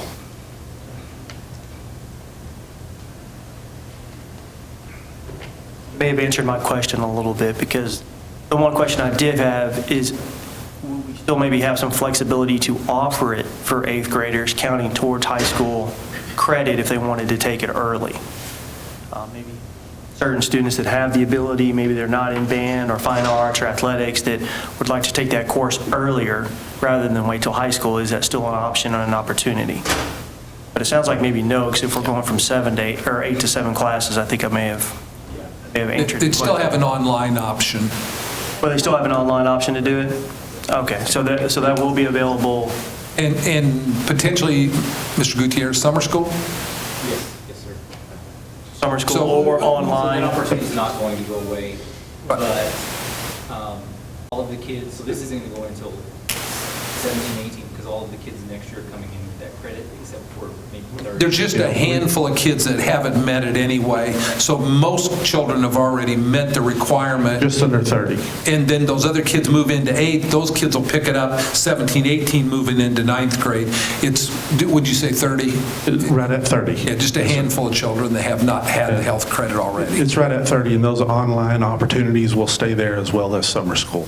So when they move into 8th grade, it's not offered. However, it will be when they move into 9th grade as a graduation requirement per board policy. And then anybody in between could take it either potentially summer school or online if that is the choice. And will we offer online starting in 17, 18 for any high schoolers? Or is it just going to be required for the half credit with a trailer course? I think that online opportunity will be there for those students. My guess is it would typically exist. I'm once again just concerned about a lot of our kids are doing fine arts and athletics. Right. And that's one of the reasons for online and one of the reasons for summer school offerings is for those kids that have tight schedule, they're trying to pack a lot in. It takes that requirement off the plate. But my experience as a high school principal is that we'll always have that opportunity and create that for our students just because of so many kids being so active, having full schedules, so we have to continue to. Okay, perfect, thank you. And I think that's Laura's question, answer my question. I don't really going to propose, but I do like the idea that we have that second half of that credit that we offer a bunch of different courses. You know, the only recommendation that we have is when we look at the course and curriculum coursework is a lot of kids kind of wonder about career advancement stuff, and there's one of those careers out there. Something along those lines would be helpful. Okay. I know a lot of students that talk to students who say, hey, I didn't know this career was available, or I would like to have this career. Somebody had, just informed me that, these 3 or 4 different careers or 5 careers available. These folks that I thought. And a little bit of more information of the High School 101 course. You heard Ashley talk about that we do have districts that we know of that we work closely with and find out more information. One of the districts, my daughter just took this course, and so within the scope of that class, they actually did like a career assessment, and that's part of that curriculum, so that kind of builds on what you were wanting us to look into as we do our research and prepare for the 17-18s. Do our high school kids take ASFAB? Do all of our kids take that? I'm looking at high school people. Currently, I mean, that's another piece that can be brought in is an ASFAB, which would allow us to be able to, they really do a good job with that test. It gives a lot of information, and something that we need to look at how we can work that into testing in the high school, because it's great information. Sure. I guess a question I have is, I almost think of it as life 101 versus high school 101, because a lot of these kids don't know how to balance checkbooks, balance a budget, any of that. It's just foreign to some of these kids. Is that included in any of these type of, I'm getting nods back there, so yes. I think it is. And 3 years of my career as a teacher in Carrollton Farmers Branch ISD, this is one of my teaching assignments. It actually was called Success.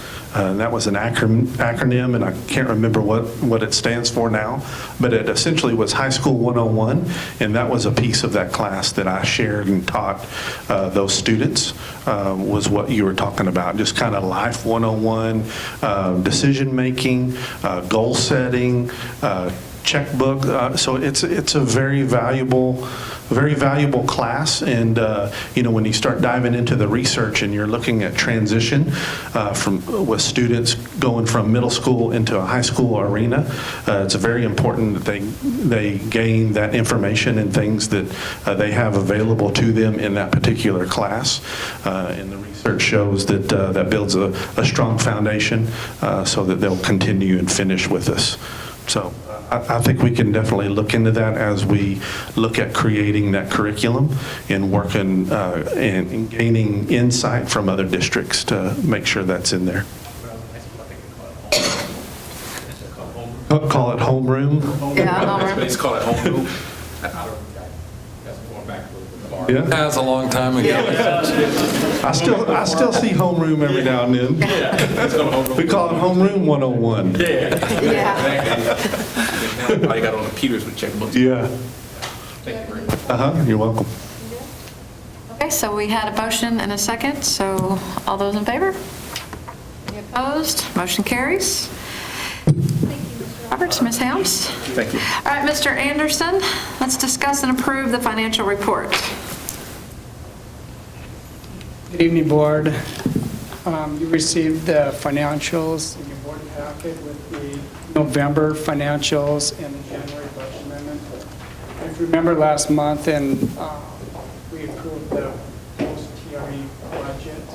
And so these financials, now we're looking at November, so they might not look like they're matching up to you, but I'll try to summarize the data that you received. The financial reports presented are for the period ending October 2015, and the budget amendments are included through December 2015.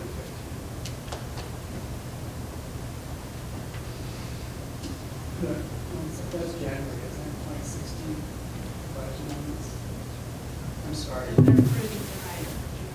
Are for January 2016. Post-TRE budgets are reflected in the amended budget. And then the estimated.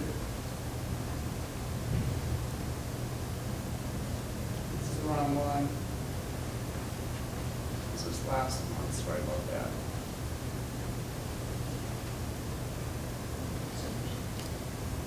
Marty, were there two files on there? Yeah, we need it.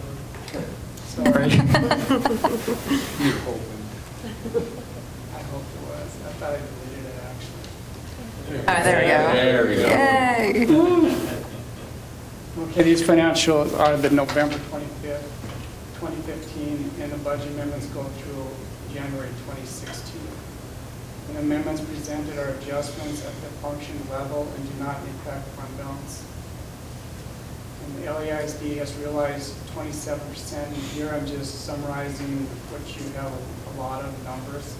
And 27% of the estimated revenue and 32% of the appropriations as of the end of November 2015 has been realized.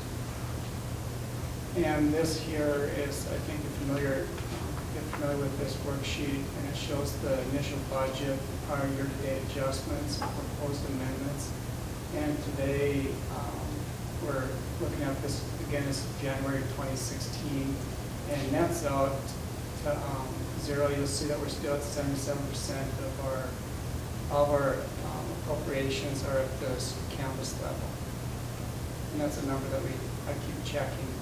And again, it's proposed amendments, net to zero. We're still at $583,000 deficit. And remember that was presented last month with post-TRE.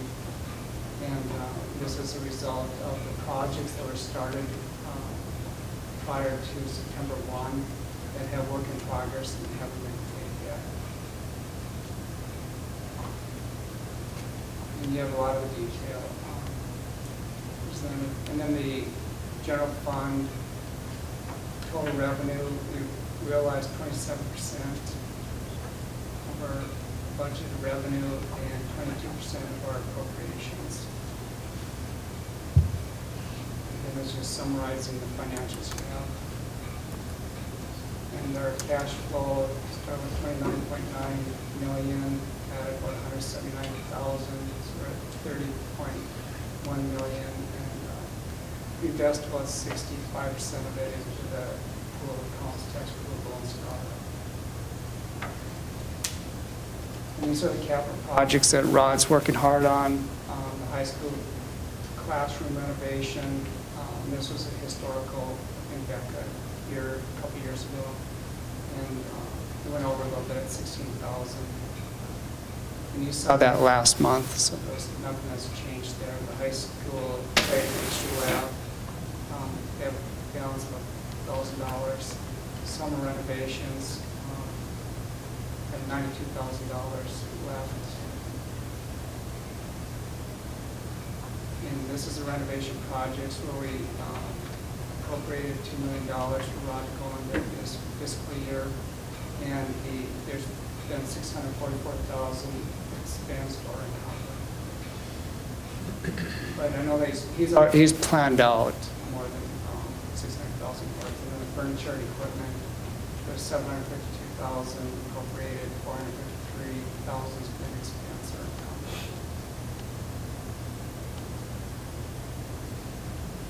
That summarizes a whole lot of information you got. Any questions? Rod, do you have every bit of that spent to the penny already, budgeted? No, he doesn't. No, he's going to come in under budget. He's coming in under budget. I've seen it in his eyes. We've allocated some.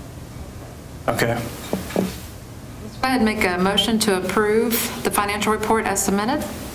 So moved. I have a motion. Do I have a second? Second.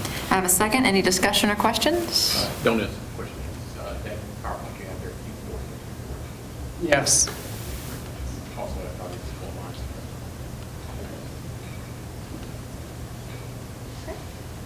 All right, so all those in favor? Any opposed? Motion carries. Okay, so now we'll move on to discuss and approve the resolution for Section 8002, authorized signer. Yeah, this is this is related to our impact aid that we received. And I think we have a budget of about $400,000. And the Department of Education is requiring a resolution to be passed by the board that will authorize the signer of the impact aid documents, and that's all this is. It just needs to be like a motion. I don't need to read the. Okay. Okay, so I just need a motion to approve the resolution for Section 8002, authorized signer as submitted. So moved. I have a motion. Do I have a second? Second. Any questions? All those in favor? Any opposed? Motion carries. Thank you. Thank you very much, Mr. Anderson. We'll move on to the consent agenda, and I just need a motion to approve the consent agenda. I have a motion. Do I have a second? Second. I have a second. Any questions? All those in favor? Opposed? Motion carries. So we'll move on to the board president comments. During our retreat, Mr. English had come up with an idea that we wanted to discuss a little bit further for the superintendent and his staff. So, Mr. English, I'm actually going to turn it over to you to kind of lead this conversation a little bit. Okay. During the budget board retreat, we discussed opportunities to, once again, continue to improve our district. And in those opportunities to improve the district, will be opportunity, as determined by the superintendent, to perform research and knowledge transfer and gathering with other potential districts locally, nationally, as well as internationally. What that would include would be the superintendent and his designees to perform some level of research. The research could potentially, we're talking 2 to 3 weeks. And from there, they would have a potential hands-on opportunity to travel to a particular either a campus or learning area that they could gather that knowledge and information from, and then bring that back and potentially use that for application to our districts in our system. So really wanted to look at that opportunity and get the board's input on, ways to continuously improve our district as they learn.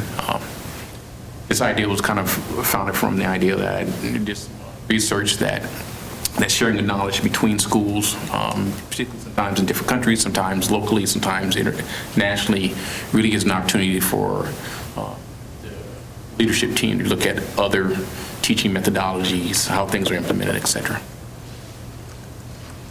Up for discussion along those lines.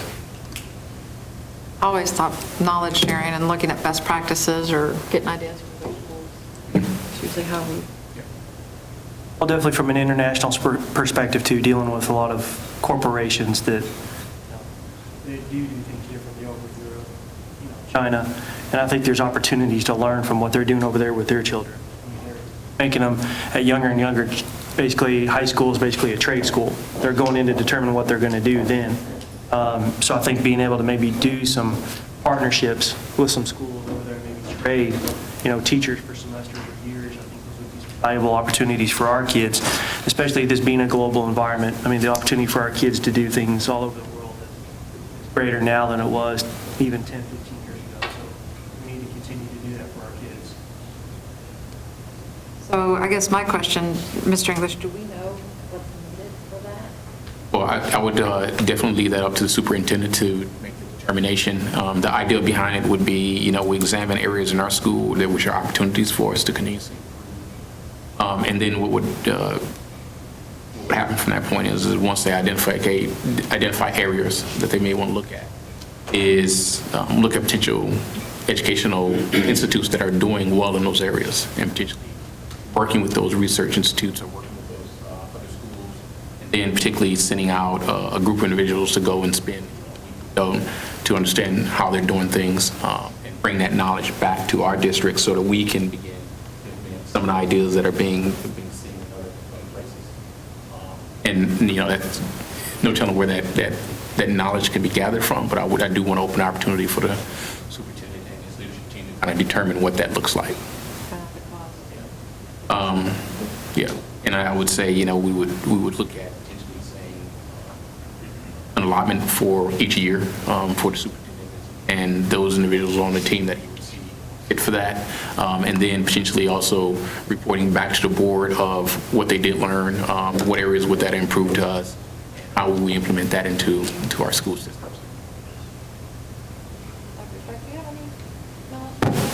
Well, I think the first thing is probably for us to put together what we're already doing so that you have a realization. I think that we already from a area from state to state, as well as really across the whole nation, we've already are working a lot of those activities. There are certainly some focused areas that we would like to look at in terms of literacy, for example, writing across the curriculum at some places that we know that do it exceptionally well, that have very similar populations to us. From an international scale, there are some things that we're going to look at. I happen to be friends with a person who is a professor at TCU that went and spent a month in Finland. Finland, on the PISA test, has a tendency to come out number one, number two in the world on reading and mathematics test. After her studying that, she brought back with great enthusiasm, hoping to be able to transfer that to our system. The difference is the bureaucracies that we operate in within the United States and Texas in trying to be creative and do different things. We have, in the United States, we're just talking about minutes. We spend more minutes face-to-face with kids than any other developed country in the world. But what they do is they spend more time together planning as teachers, so when they get ready to deliver something, it's delivered at a high quality, and it's because they've got together to plan and talk, much more like a business model than an education model. We find that some things are very hard to transfer. For example, Finland has 4% free and reduced lunch across the nation. The number one thing in the United States that stops all kids from learning at the highest possible levels is poverty. And when you think about, we have 17% of our kids at ELL, the kids in Finland all speak the same language. Their alphabet is much easier. It's easier to learn to read. So we can take things like that, and then we think about China and some places like that. My sister-in-law actually goes to China and is developing schools that are more like American schools because they're finding their people are so non-creative. They're very intelligent, and they can turn out linear thinking engineers, but they don't have the creativity. So she's going and creating elementary schools where kids learn by play. And that's her specialty. So there are things to learn, I think even here in the United States is a focus. What I will tell you, and we'll be bringing to you later this spring, is that we will be adopting or bringing to the board a plan that we're going to be putting in place at 3 of our elementary schools for kindergarten and first grade, be it Hackberry, Oak Point, and Chavez, and the other 2 schools will be control schools of Brent and Lakeview, looking at student achievement and behavior with kids in kindergarten, first, and probably second, that where they get more play time, that they'll have 4 15-minute based recesses. This will be the 4th district in the nation to do this program from Finland, and it's caught on fire, and the results are so good that NBC Today Show did a special on it. And that's the exact program from out of TCU that Dr. Ray from Finland, or that went to Finland and brought back. So there are a lot of different opportunities out there, and I think it's speaks a lot for the board that they're willing to open up and say, hey, why don't you find out what other people are doing good and bring it back here and help ourselves to grow. So I think it's really about bringing our superintendent's leadership team, our curriculum, our learning teams to focus and having those conversations about what our needs are, really based on data. What is it that we need to grow in that other people are already doing? We know across the nation there are schools that are called 90-90-90 schools. They're 90% free and reduced lunch. We're in the 40s. They're 90% minority, and they score in the 90th percentile on standardized tests. And so if they can do it, we can do it. And it's a matter of a number of different things that come into play. And so we've talked about some ideas that we want to do. Matthew and Cindy have in particular, have been spending some time more on a national scale. There's some things that we've been able to release them to go to that they've brought back. And also, we're part of Game Changers, which we worked, the very first one was Google. I went to Google with 2 principals.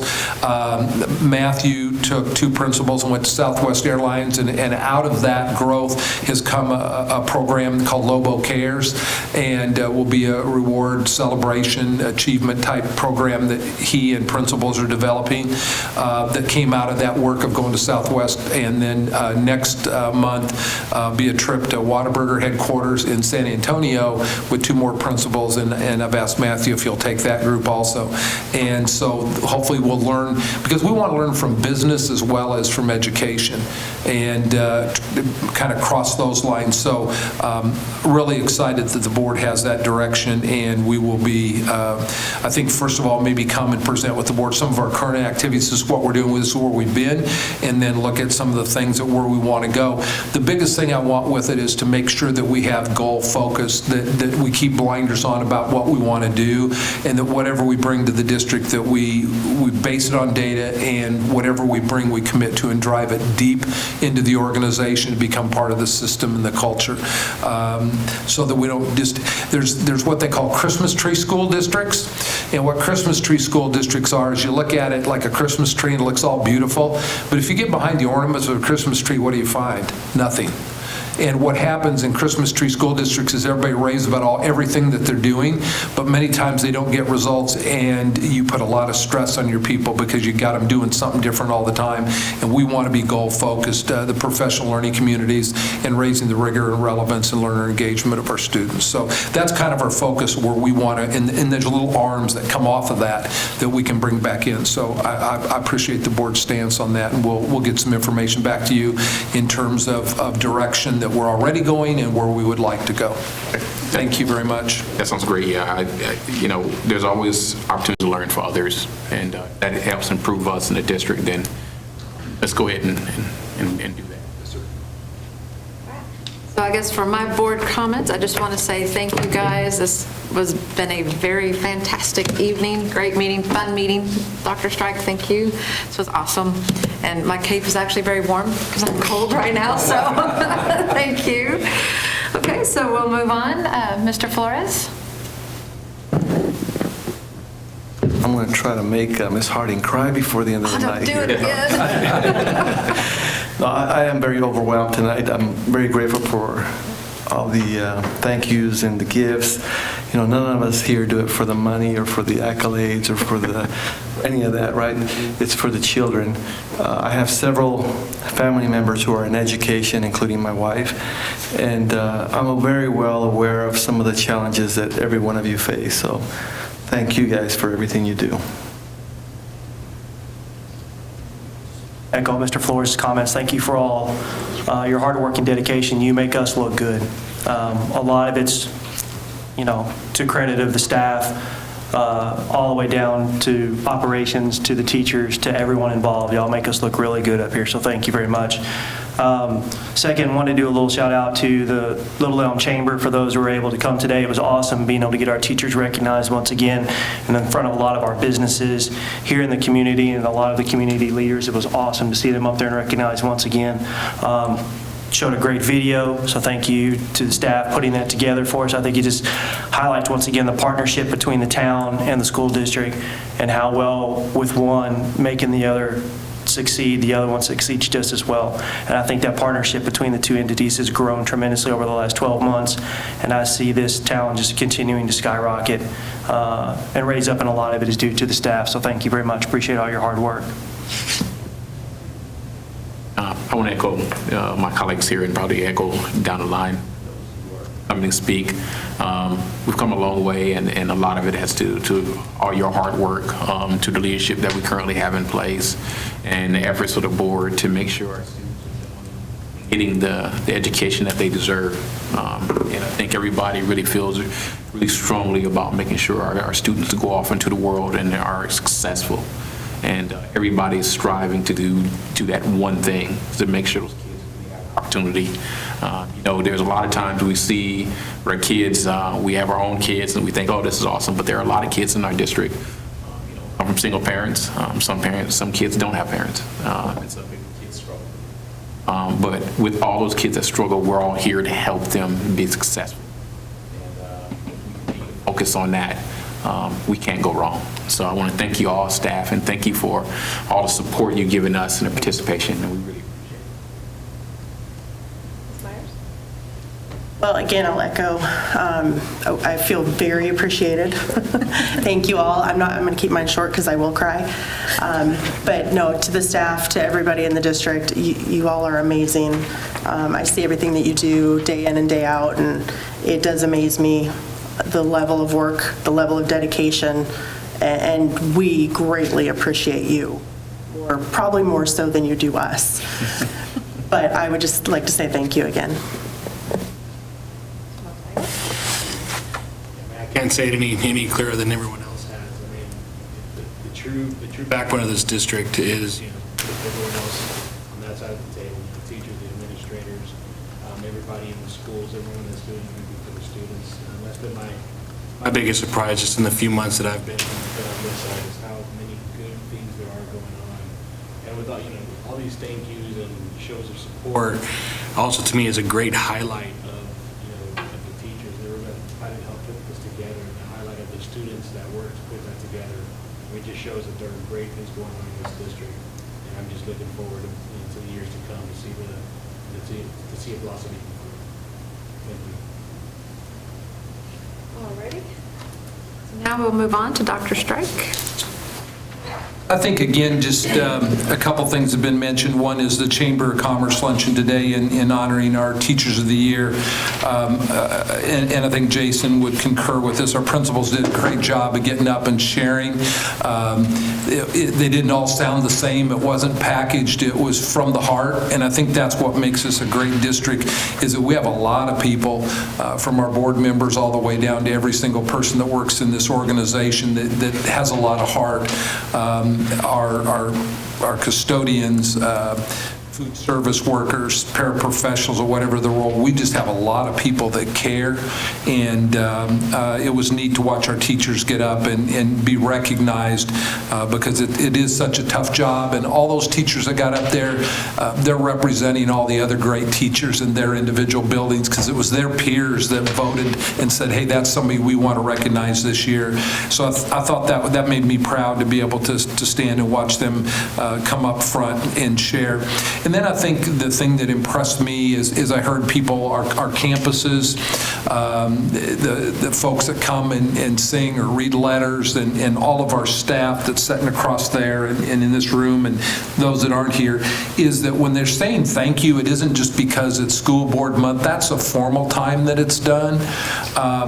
But I think that what you maybe don't realize, it's like a lot of times, people don't say thank you on an ongoing basis, but it's in their heart. How many times have you wanted to say thank you to somebody, or tell them you loved them, or you cared about them, and you didn't do it, but yet it was still in your heart? I think that once we move from this month, and there's not something sitting here at your table each time, know that what was done tonight was authentic and genuine. It wasn't because it's school board recognition month. That's why we had the activity. But know that it goes on, and it extends beyond just our kids in our schools and our faculty and staff throughout the district. I got an email that was on something that they weren't upset, but just had a question, somebody in the community. And so I wrote back and answered them. And then the email they wrote back to me is they said, you know, you wrote that and talked to me, and they said, I went back and I happened to watch a school board meeting. And it was last school board meeting that they watched. And they said, wow, you know, I really wouldn't ever want to move from this district. Those people really care. Talking about you guys as you discussed at the board. So just know there's a lot of people out there that don't say thank you or pat you on the back, and usually it's the nippy things. It's, hey, what about this and what about that, and how come you can't do this, and how come this is not working, and you know what this whatever said or done. You know, there's lots of people that have lots of good things, and sometimes they just don't say them. It's a lot of the nippy stuff that you get. But for every piece of that, there's a bunch that appreciate what you do. And I think opportunities like this opens the door for communities to see that, man, this isn't something they're doing just because they want somebody to pat them on the back. They're doing it because they care genuinely about kids. And when I say that, I've been doing this for a long time and been around a lot of boards, not as a superintendent, but in a lot of different roles that sometimes you can sit back and look. And a lot of people that get on school boards for single issues. You know, they want somebody fired, they want this, they want that, but you guys have melded together as a group that has one thing in common: it's doing what's best for kids, and I think that's true from day one. So this community is fortunate to have you. So thank you for your service. Go try not to cry. You can do it. I'm not crying. I need a motion for adjournment. I got a motion. Got a second? Second. Got a second? All in favor? All right, and we are going to close at 9:42.